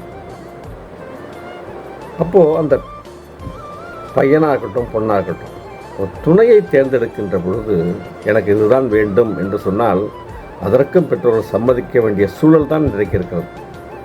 அதை மீறி செய்தார்கள் வெளியில் போய்விடுவார்கள். இந்த பெற்றோர்களை விட்டு போவதற்கு கூட அவர்கள் தயங்குவதில்லை பிள்ளைகள். ஆனால் தனக்கு துணை வந்து இவள்தான், தனக்கு துணை இவன்தான் என்கிற அந்த நிலை, இந்த முடிவெடுக்கிற நிலையில் இன்றைக்கி பெரும்பங்காக வகிப்பது வந்து பிள்ளைகள் தான். அவங்களுக்கு வந்து சொத்து சுகம் தோட்டம் துறவு ஜாதி மதம் கூட இல்லை. அவங்க முக்கியமாக அந்த பெண்ணுக்கோ பையனுக்கோ பிடிச்சிருக்கணும். அது தன்னுடைய பழக்க வழக்கங்கள், ஒரு அறிமுகம் எல்லாவற்றையும் பார்க்குறார்கள். இன்னும் சொல்லப்போனால் வயது, ஒத்த வயதில் இன்றைக்கி திருமணம் நடக்கிறது. இன்னும் சொல்லப்போனால் பெண்ணுக்கு கூட ஒரு வயது கூட இருக்குது, அதை கூட அவங்க பொருட்படுத்துவதில்லை. அந்த இளமை, அந்த குறுகிய காலம் வாழ்ந்தாலும் பரவாயில்ல, நல்லா சந்தோஷமாக இருக்கணுங்கிறதான் நினைக்கிறேன். நல்ல வேலை சம்பாதிச்சுக்கலாம், செல்வத்தை வந்து பணம் சேர்த்துக்கலாம், அது ஒரு பொருட்டு இல்லை. உறவுகள் கூட ஒரு பொருட்டு இல்லை. அந்த பையன் போதும், எனக்கு ஏற்ற துணைவன் நல்லவனாக இருக்கான், எனக்கு பழக்க வழக்கங்கள்லாம் எனக்கு பிடிச்சிருக்கு, அதுதான் அவங்க எதிர்பார்க்குறாங்க. இப்போ அந்த நிலை தான் அதிகமாக இருக்குது. ஒரு காலத்தில் பார்த்திங்கன்னா மாமியார் மருமக கொடுமையெல்லாம் நடக்கும், நிறைய செய்தித்தாளில் வரும், செத்துருப்பாங்க, ஸ்டவ் வெடிக்கும், வரதட்சணை கொடுமை வந்து நிறைய செய்திகள். ஆனால் இன்றைக்கு வருவதே இல்லை. ஆனால் அதுக்கு பதிலாக என்ன செய்தி வருதுன்னா, இது மாதிரி ஒரு ஆதிக்க திருமணம், அதாவது ஒரு ஜாதி விட்டு ஜாதி திருமணம் பண்ணுறது, ஆணவ கொலை அப்படிங்கிற நிலையெல்லாம் இப்போ இருக்குது. ஒன்று ரெண்டு இருக்குது, இல்லாமல் இல்லை. ஆனால் அதையும் மீறி தான் திருமணம் நடந்து கொண்டு இருக்கிறது. ஆக பெண் தான் முடிவு பண்ணுறாங்க. இன்றைக்கி பெற்றோரை சம்மதிக்க வைக்கிறாங்க பிள்ளைகளுடைய அன்பால் கட்டுப்பட்டு நமக்கு இருக்கிறது ஒன்று தான், அது எப்படி இருந்தால் பரவாயில்ல, விருப்பப்படி நடந்துக்குவோம் போதும் அப்படின்னு சொல்லிட்டு தன்னை ஒரு தியாக நிலையில் எல்லாத்தையும் வருத்திக்கிட்டாவது இன்றைக்கி அவர் கட்டாயமாக சம்மதிக்க வேண்டிய சூழலில் இன்றைக்கி பெற்றோர் இருக்காங்க. அப்படிலாம் அந்த காலத்தில் அடக்கி ஒடுக்கின மாதிரிலாம் இன்றைக்கி பண்ண முடியாது. அன்றைக்கி குழந்தைகள் அதிகம், குடும்பம், பாரம்பரியம், இதெல்லாம் வந்து பார்த்த காலம்லாம் போய் இன்றைக்கி அதெல்லாம் இல்லை. இன்றைக்கி மகிழ்ச்சியாக இருக்கம்மா, இன்றைய பொழுது நல்லா இருக்கா, போதும் சந்தோஷமாக இருக்கம்மா, கொஞ்ச நாள் வாழ்ந்தாலும் நல்லா சந்தோஷமாக வாழ்ந்துட்டு போனோம்மா, நமக்கு பிடித்து செய்தோமாங்கிற நிலையில் தான் பிள்ளைகள் இருக்கிறாங்க. நல்ல படிப்பறிவு கல்வி எல்லாம் வந்து பெருகி இருக்கிறது. அதோடைய விளைவாக பெற்றோருடைய குழந்தைகளுடைய பங்கு வந்து அதிகம் வகிக்கிறது. இன்றைக்கி படிக்கிறத கூட அவங்க தான் தேர்ந்தெடுக்கிறாங்க. எனக்கு இது வேண்டும், எனக்கு இது அந்த கட்டாயப்படுத்த நிலையெல்லாம் இன்றைக்கி எடுபடாது.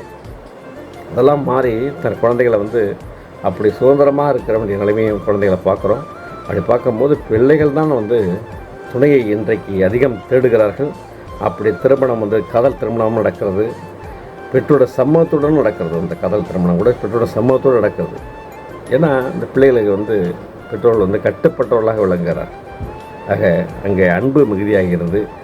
அதன் விளைவாக இன்றைக்கு பிள்ளைகளுடைய விருப்பம்தான் தன் விருப்பம் என்கிற நிலைக்கு இன்றைக்கு பெற்றோர்கள் தள்ளப்பட்டிருக்கிறார்கள். எனவே பிள்ளைகள் தான் இன்றைக்கு தன் துணையை தேர்ந்தெடுப்பதில் பெரும்பங்கு வகிக்கிறார்கள் என்று கூறி இந்த மாற்றத்தை நாம் ஏற்றுக்கொள்ள வேண்டிய சூழலிலும் பெற்றோர்கள் இருக்கிறார்கள் என்பதையும் சொல்லி இன்றைக்கி அதிகமாக அந்த துணையை தேர்ந்தெடுப்பதில் முடிவெடுப்பதில் பெரும்பங்கு பிள்ளைகள் தான் வகிக்கிறார்கள் என்று கூறி இந்த வாய்ப்புக்கு நன்றி கூறி விடைபெறுகிறேன். நன்றி, வணக்கம். இணையத்தின் வழியே நேயர்களின் இதயங்களை இணைத்திருக்கும் இந்நிகழ்ச்சி தமிழ்நாடு பண்பலையில் வாழ்க்கை துணையை தேர்ந்தெடுப்பதில் பெரும் பங்கு பிள்ளைகளுக்கா பெற்றோர்களுக்கா தலைப்பில் அமைந்த பட்டிமன்றம். தொடரும் நிகழ்ச்சியில் இணையும் இந்த நேயர் வாழ்க்கை துணையை தேர்ந்தெடுப்பதில் பெரும் பங்கு பெற்றோர்களுக்கே என்ற அணியிலிருந்து சென்னை கீதா ராஜா. அனைவருக்கும் வணக்கம். கீதா ராஜா, திருவான்மியூரிலிருந்து. ஒரு ஆணும் பெண்ணும் மற்றொருவருக்கு துணையாக செய்யும் பயணத்தின் தொடக்கமே திருமணம். இன்றைய காட்சி ஊடகங்கள் திருமணத்தை மிகைப்படுத்தி எதிர்பார்ப்புகளை அதிகப்படுத்தி வைத்ததன் விளைவு திருமணத்திற்கு பிறகு வரும் அதிகப்படியான சண்டைகள். எதிர்பார்ப்புகள் குறைத்து வாழ்க்கையை அணுகினால் திருமண வாழ்வு இனிமையானதாக அமையும். காதல் திருமணமோ பெற்றோர் நிச்சயித்த திருமணமோ 6 மாதத்திற்கு பிறகு இரண்டும் ஒன்றுதான். அதனால் இது எது சிறந்தது என்ற குழப்பம் தேவையில்லை. குணம், கல்வி, அழகு மற்றும் செல்வம், இந்த வரிசையில் உங்களுக்கு பொருத்தமான துணையை தேர்வு செய்வது நல்லது. முதலாவது, அதாவது குணம் தவிர மற்றதில் சமரசம் செய்து கொள்ளலாம். மற்றதென்றால் கல்வி, அழகு, செல்வம் இவற்றில் அறியாதவர்களெனில் ஒரு 6 மாதம் குடும்பத்தினருடன் பழகி பொருந்தினால் திருமணம் செய்யலாம். முதலில் பழகும் எல்லோரும் நல்லவர்களாகத்தான் இருப்பார்கள், தெரிவார்கள். முன்னரே தெரிந்தவர்கள் என்றால் 2 மாத இடைவெளி விட்டு திருமணம் நிச்சயித்து கொள்ளலாம். எல்லாவற்றையும் விட முக்கியம், நீங்கள் திருமணத்திற்கு தயாரா என சுய பரிசோதனை செய்து கொள்வது.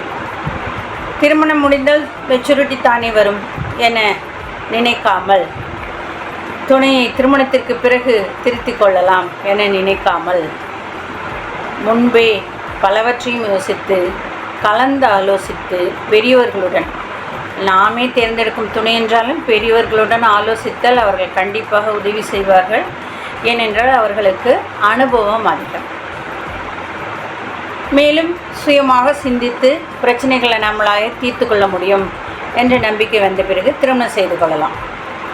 எப்போது நீங்கள் ஒருவருடன் வாழ்க்கையை பகிர்ந்து கொள்ள முடிவு செய்கிறீர்களோ அப்போது அவருடைய ரசனை உங்களுடன் ஒத்துப்போவது நல்லது. அதோடு சேர்ந்து அறிவுத்திறன், அவர்களுடைய அறிவுத்திறனை மதித்து நாம் நடந்து கொள்ள வேண்டும். வாழ்க்கை என்பது திருமணத்தோடு நின்று போவதில்லை. நமது வாழ்க்கையின் லட்சியங்களை அடைவதற்கான ஒரு துணையாகவும் வாழ்க்கை துணை அமைய வேண்டும். எனவே விஞ்ஞானியாகவோ தத்துவ மேதையாகவோ நிபுணராகவோ இல்லாவிட்டாலும் சாதாரண மனிதனுக்கு உண்டான அறிவுத்திறன் என்பது நமது வாழ்க்கைக்கு மிகவும் அவசியம்தான். நமக்கு இப்போது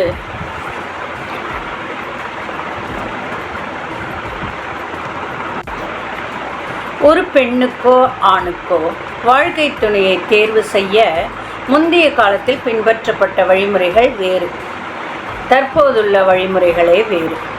முதலில் எல்லாம் குடும்பத்தினர் தான் இந்த வேலையை செய்வார்கள். இப்போதெல்லாம் அவரவர் வாழ்க்கை துணையை அவரவரே தேர்வு செய்து கொள்கிறார்கள். சில குடும்பங்களில் இன்னும் பெண் பார்க்கும் படலங்களும் ஒரு பக்கம் நடந்து கொண்டுதான் இருக்கிறது. குடும்ப பழக்க வழக்கம், நிதி நிலைமை போன்றவற்றை பார்த்து அந்த காலத்தில் பெண் எடுத்தார்கள், பெண் கொடுத்தார்கள். ஆனால் இப்போது படிப்பு, அழகு, அறிவு போன்றவற்றை பார்த்து காதலித்து திருமணம் செய்து கொள்கிறார்கள். காதலில் கூட பல ட்ரெண்டுகள் மாறிவிட்டன. கண்டதும் காதல் வருவதெல்லாம் பழைய பஞ்சாங்கம். இப்போதெல்லாம் நன்கு தெளிவாக யோசித்து முடிவெடுத்து திருமணம் செய்ய சரியாக வருமா என்று சிந்தித்து பார்த்த பிறகே காதல் வருகிறது. அப்படி ஒரு நல்ல வாழ்க்கை துணையை தேர்வு செய்ய என்ன வழி? அப்படி என்றால், ஒருவர் பார்க்க அழகாக இருக்கிறார் என்று விரும்பலாம். விரும்பிய பிறகு அவரிடம் பேச ஆரம்பித்தால்தான் அவரை பற்றி தெரிந்து கொள்ள வேண்டும். பேசுவதற்கும் பழகுவதற்கும் இனிமையான நபர்களைத்தான் காதலிக்க முடியும். எனவே எளிதில் பழகுவதற்கு துணை எப்படி சரிப்பட்டு வருகிறார்கள் என்பதை நாம் பார்க்க வேண்டும். வேறு வேறு ரசனைகள் இருந்தால் காதலிக்க மட்டுமே நன்றாக இருக்கும். திருமணத்திற்கு வாழ்க்கை துணையாக வரும்போது அது சரிப்பட்டு வராது. எனவே ஒத்த ரசனை இருப்பது நல்லது. இதற்கு அடுத்து நம்பிக்கை. நம்பிக்கை என்பது நாம் தேர்வு செய்யும் நபர் நம்பிக்கைக்கு பாத்திரமாக இருக்க வேண்டும். அவர் என்ன செய்கிறாரோ அதை நாம் நம்ப வேண்டும். நாம் என்ன செய்கிறோமோ அதை அவர்கள் நம்ப வேண்டும் வாழ்க்கை துணை.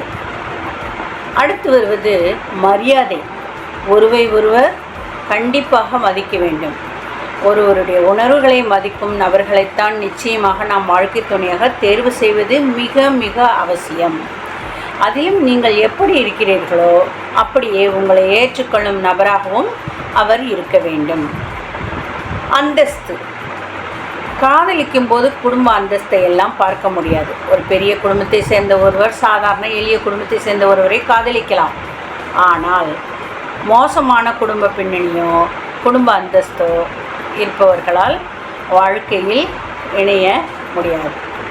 எனவே அறிவுத்திறன், நம்பிக்கை, மதிப்பு, மரியாதை, கல்வி, செல்வம், மிக முக்கியமாக குணம், இவற்றை அனைத்தையும் கருத்தில் கொண்டு ஒரு நபருடன் பழகி பெற்றோரிடம் பேசி குடும்பங்களும் ஒத்து வந்து வாழ்வதே நம்முடைய இந்திய கலாச்சாரம், தமிழ்நாட்டு கலாச்சாரம், பாரம்பரியம். எனவே திருமணத்தில் வாழ்க்கை துணையை தேர்ந்தெடுப்பதில் பெரும்பங்கு வகிப்பது பிள்ளைகளும் பெற்றோர்களும் இருவருமே தான் என்று சொல்லி நான் இந்த உரையை முடித்துக் கொள்கிறேன். நன்றி, வணக்கம். கீதா ராஜாவை தொடர்ந்து வரும் இந்த நேயர் வாழ்க்கை துணையை தேர்ந்தெடுப்பதில் பெரும் பங்கு பிள்ளைகளுக்கே என்ற அணியிலிருந்து தருமபுரி கவிமுகில் சுரேஷ். வாழ்க்கை துணையை தேர்ந்தெடுப்பதில் பெற்றோர்களை விட பிள்ளைகளே தேர்ந்தெடுப்பதுதான் சிறந்தது. ஏன்னா பிள்ளைங்க அவர்களுக்கு ஏற்ற வகையில், அவர்களுடைய ரசனைக்கு ஏற்ற வகையில், அவர்களுடைய தொழில் காரியங்களுக்கு ஏற்ற வகையில் அவர்கள் தேர்ந்தெடுப்பார்கள். குறிப்பாக ஒரு ஐடி ஃபீல்டில் ஒர்க் பண்ணுற ஒருத்தர் அவர் நேரங்காலம் பார்க்காம வேலை செய்வார். அப்போ அவருக்கு ஏற்ற வகையிலே துணைவியை தேர்ந்தெடுக்க வேண்டும். அப்போ அவர் எங்கே தேர்ந்தெடுப்பார்னு பார்த்தீங்கன்னா அவங்க கூட ஒர்க் பண்ணுற ஐடியில் ஒர்க் பண்ணுற ஒரு பெண்ணை தான் சூஸ் பண்ணுவார். இதை பார்த்தீங்கன்னா இதை பெற்றோர்கள் அந்த ஐடி ஃபீல்டில் ஒர்க் பண்ணுற அவருக்கு சொந்தத்துலேயோ வேறு எங்கேயாவது பார்த்து ஒரு பெண்ணை திருமணம் செய்து வைத்தால் அது ஒத்து வராது. காரணம், ஐடி ஃபீல்டில் நைட் அண்ட் டே அவங்க எப்போ வேணாலும் ஒர்க் பண்ணுவாங்க. அப்போ அவங்களை புரிந்து கொள்கிற, அவங்கள ரெப்ரசன்ட் பண்ணக்கூடிய அப்படிப்பட்ட நிலையில் இருக்கிற ஒரு பெண் தான் அந்த துணைவனுக்கு செட் ஆகும். அப்போ அந்த ஃபீல்டில் இருக்கிற பெண்ணை தான் சூஸ் பண்ணணும். அப்போ அவர் கூட ஒர்க் பண்ணுற ஒரு பொண்ணு விரும்பி கல்யாணம் பண்ணலாம். ஸோ இந்த இடத்துல என்னன்னு பார்த்தீங்கன்னா பிள்ளைகள் அவர்கள் தேர்ந்தெடுப்பு தான் சரியானது. பெற்றோர்கள் என்ன பண்ணுவார், தன்னுடைய சொந்தங்களிலே தன்னுடைய பந்தங்களிலே இருக்கிற அப்படிப்பட்டதான ஒரு பெண்ணை திருமணம் செய்து கொள்ள வேண்டும் என்று சிறு வயதிலிருந்தே அவர்கள் முன்குறித்து வைத்திருப்பார்கள். அதெல்லாம் செட் ஆகாது. காரணம், இன்னைக்கு பார்த்தீங்கன்னா இருக்கின்ற வாலிபர்கள், பிள்ளைகள் எல்லாருமே தெளிவாக இருக்கிறாங்க. மீடியாக்கள் இன்றைக்கு நிறைய காரியங்கள் சொல்லி கொடுக்கறது, நிறைய ஆலோசனைகளை சொல்லுகிறது. ஆகவே இன்றைக்கு பார்த்தீங்கன்னா ஒன்றும் தெரியாதவங்க யாருமே கிடையாது. நல்லா அப்டேட்டில் இருக்கிறாங்க. நல்லது கெட்டது எல்லாமே அவங்களுக்கு தெரியுது. ஆகவே பெற்றோர்கள் மரபு சார்ந்த நிலையில் தான் இருக்கிறார்கள். அவர்கள் நிறைய பேர் இன்னும் அப்டேட்டுக்குள்ளே வரல. நிறைய பேர் எதிரும் புதிருமாக தான் இருக்கிறார்கள். ஆகவே இன்றைக்கு நம்முடைய பிள்ளைகள் அவர்களுடைய காரியங்களை அவர்களே தேர்ந்தெடுத்து அவர்களே வாழ்வதற்கு வழிவகை செய்ய வேண்டும். அப்படி செய்யும் பொழுது அதிலிருந்து பெற்றோர்கள் என்ன செய்யணும்னா அதுக்கு அவங்க ஒத்துழைப்பு கொடுக்க வேண்டும். பிள்ளைகளை புரிந்து கொள்ள வேண்டும். பிள்ளைகளுடைய லட்சியமும் எதிர்காலமும் அவர்களுடைய நிம்மதியும் அவர்களுடைய விருப்பங்களுக்கு முக்கியத்துவம் கொடுக்க வேண்டும். இன்றைக்கி இருக்கிற பெற்றோர்கள் வந்து எதையுமே போட்டு பிள்ளைகிட்ட திணிக்கக்கூடாது. நீ இப்படி தான், நான் சொல்கிறது தான் செய்யணும், நான் சொல்கிறது தான் அப்படின்ற ஒரு பிடிவாதம் நாம் இருக்கக்கூடாது. அந்த பிள்ளைகள் தேர்ந்தெடுப்பதற்கான உரிமையை கொடுக்க வேண்டும். பிள்ளைகளை வளர்த்துவதற்கு அவர்களுக்கு எல்லா வகையிலுமே அவர்களை வளர்ப்பதற்கு ஏதுவான காரியங்கள் நாம் செய்யலாம். ஆனால் துணைவியை தேர்ந்தெடுப்பதோ அல்லது துணைவனை தேர்ந்தெடுப்பதிலோ அதிலே அவர்களுடைய பங்கு அதிகமாக இருக்க வேண்டும். அவர்களுக்கான உரிமையை நாம் கொடுக்க வேண்டும். நாம் கட்டாயப்படுத்தக்கூடாது. ஏனென்றால் அந்த உரிமை முழுமையாய் அவர்களை சார்ந்தது. ஏனென்றால் இன்னைக்கு எந்த ஒரு வாலிபனாகட்டும், எந்த ஒரு இளைஞர்களாகட்டும் அவங்களுக்கு ஒன்றும் தெரியாதுன்னு சொல்ல முடியாது. எல்லாமே தெரிகிறது. நல்லது கெட்டது அனுபவ பாடம் இருக்கிறது. புத்தகத்திலிருந்து அவர்கள் படிக்கிறார்கள். ஆகவே உலகத்தினுடைய அறிவு அவர்களுக்கு இருக்கிறது. ஆகவே அவர்கள் சரியான தேர்ந்தெடுப்பு, அவருடைய வாழ்க்கைக்கு துணைவியை தேர்ந்தெடுப்பதில் அவர்கள் தான் சரியாக தேர்ந்தெடுப்பார்கள். பெற்றோர்கள் ஒன்றும் தேர்ந்தெடுக்க முடியாது. என்றால் அந்த ஒரு வாரண்டி கேரண்டி கொடுக்க முடியுமா? நாளைக்கு ஒரு பொண்ணை பார்த்து ஒரு பையனை கல்யாணம் பண்ணி வச்சுட்டு கடைசி வரைக்கும் அவன் உன்னோட இருப்பா, அதுக்கு நான் வாரண்டி கொடுக்குறேன், கேரண்டி கொடுக்குறேன், எந்த பெற்றோரால் சொல்ல முடியுமா? முடியாது. ஏனென்றால் அந்த டீன் ஏஜ் தாண்டி பிறகு அவனுக்கான உரிமைகளை நாம் விட்டு கொடுக்க வேண்டும். அட்வைஸ் பண்ணலாம், ஆலோசனை கொடுக்கலாம், எல்லாம் பண்ணலாம். ஆனால் தேர்ந்தெடுப்பு என்பதிலே அது அவனை சார்ந்தது. அதில் பெற்றோர்கள் தலையீடு இருக்கக்கூடாது. ஏன்னா சின்ன பிள்ளைங்க கிடையாது. இன்றைக்கி இருக்கிறவங்க படித்து நல்ல லெவலில் முன்னேறி கொண்டு இருக்கிற இளைஞர்கள், அவர்களுக்கு நாம் ஆலோசனை கொடுக்கலாம் ஒழிய தேர்ந்தெடுப்பதிலே நாம் அதிகாரத்தை செலுத்தக்கூடாது. அவர் பெற்றோர்கள் பார்த்து செய்கிற திருமணத்தை காட்டிலும் வாலிபர்களும் வாலிப பெண்களும் அவர்கள் தேர்ந்தெடுப்பு சரியானது என்பதில் அதில் எந்த ஒரு தடையும் நாம் சொல்ல முடியாது. அப்படிப்பட்ட திருமணங்கள் இன்றைக்கு சக்ஸஸாக இருக்கிறது. ஆகவே பெற்றோர்கள் என்பது மரபு சார்ந்த நிலையில் யோசிப்பார்கள், அப்டேட்டில் இருக்க மாட்டார்கள். அவர்கள் சொந்த பந்தம் விட்டு போய் விடக்கூடாது என்பதிலே அவர்கள் தீவிரமாக இருப்பார்கள். அது ஏற்றது அல்ல. அவரவர்கள் ரசனைக்கு அவரவர்களுக்கு ஏற்ற வகையில் பிள்ளைகள் தேர்ந்தெடுப்பதே சரியானது ஆகும். இணைந்திருக்கும் பட்டிமன்ற நிகழ்ச்சியின் நிறைவாக வரும் இந்த நேயர், வாழ்க்கை துணையை தேர்ந்தெடுப்பதில் பெரும் பங்கு பெற்றோர்களுக்கே என்ற அணியிலிருந்து தனது கருத்தோடு இணைகிறார் கரியமாணிக்கம் சோழா புகழேந்தி. தமிழன்னைக்கு மகுடம் சூடி தமிழுக்கு பெருமை தேடி தாய் தமிழை உயர்த்தி பிடித்து தரணி எங்கும் புகழ் பரப்ப ஒடிசாவின் சூரிய கோயிலாய் ஓங்கி உயர்ந்து பெருமை பேசும் எண்ணற்ற வாசகர்களின் இதயத்தில் கோலோச்சும் எண்ணினிய தமிழ்நாடு பண்பலைக்கு இணையிலா என் முதற் வணக்கம். நான் சோழா புகழேந்தி கரியமாணிக்கம். இன்றைய பட்டிமன்ற தலைப்பு, வாழ்க்கை துணையை தேர்ந்தெடுப்பதில் பெரும் பங்காற்றுவது பிள்ளைகளா பெற்றோர்களா என்பதுதான். இதில் சந்தேகமே இல்லாமல் பெற்றோர்கள்தான் என்பது என் வாதம். நடுவர் அவர்களே, குழந்தை பருவம் தொட்டு வாழ்க்கை துணை தேர்வு தருவதோடு நில்லாமல் திருமணத்திற்கு பிறகும் பிள்ளைகளின் வளர்ச்சியில் பக்கபலமாக பெரும் பங்காற்றுவது பெற்றோர்களே. பெற்று வளர்த்த பிள்ளை பருவம் எய்தியவுடன் கூடா நட்பினால் தடம் மாறும்போது தடுமாறாமல் சினம் தவிர்த்து அவர்களுக்கு அறிவுரையை நிதானமாக சொல்லி விட்டில் பூச்சிகளாக சுற்றி வந்து வீழ்ந்து விடாமல் காதலில் காணல் நீரை பருக துடிக்கும் மான்களை கட்டுப்பாட்டினை கடைபிடித்து அவசரப்பட்டு அவர்கள் எந்த முடிவும் எடுத்து விடா வண்ணம் அனல்பட்ட மெழுகாக உருகிப்போவது பெற்றோர்களே. திருமணத்திற்கு துணை தேடும்போது கூட முன் எச்சரிக்கையுடன் பலருடன் விசாரித்து முடிவெடுப்பதும், திருமணம்தான் முடிந்துவிட்டதே என்று எண்ணாமல் திருமணத்திற்கு பிறகும் அவர்களின் ஒவ்வொரு வளர்ச்சியிலும் அக்கறை காட்டுவது பெற்றோர்கள்தான். அதிலும் குறிப்பாக பெண் குழந்தைகளை பெற்றவர்களுக்குத்தான் தெரியும் அந்த வலியும் சோதனையும். வாழ்க்கை துணை என்பது ஆண்டாண்டு காலமாய் பேசப்பட வேண்டியது.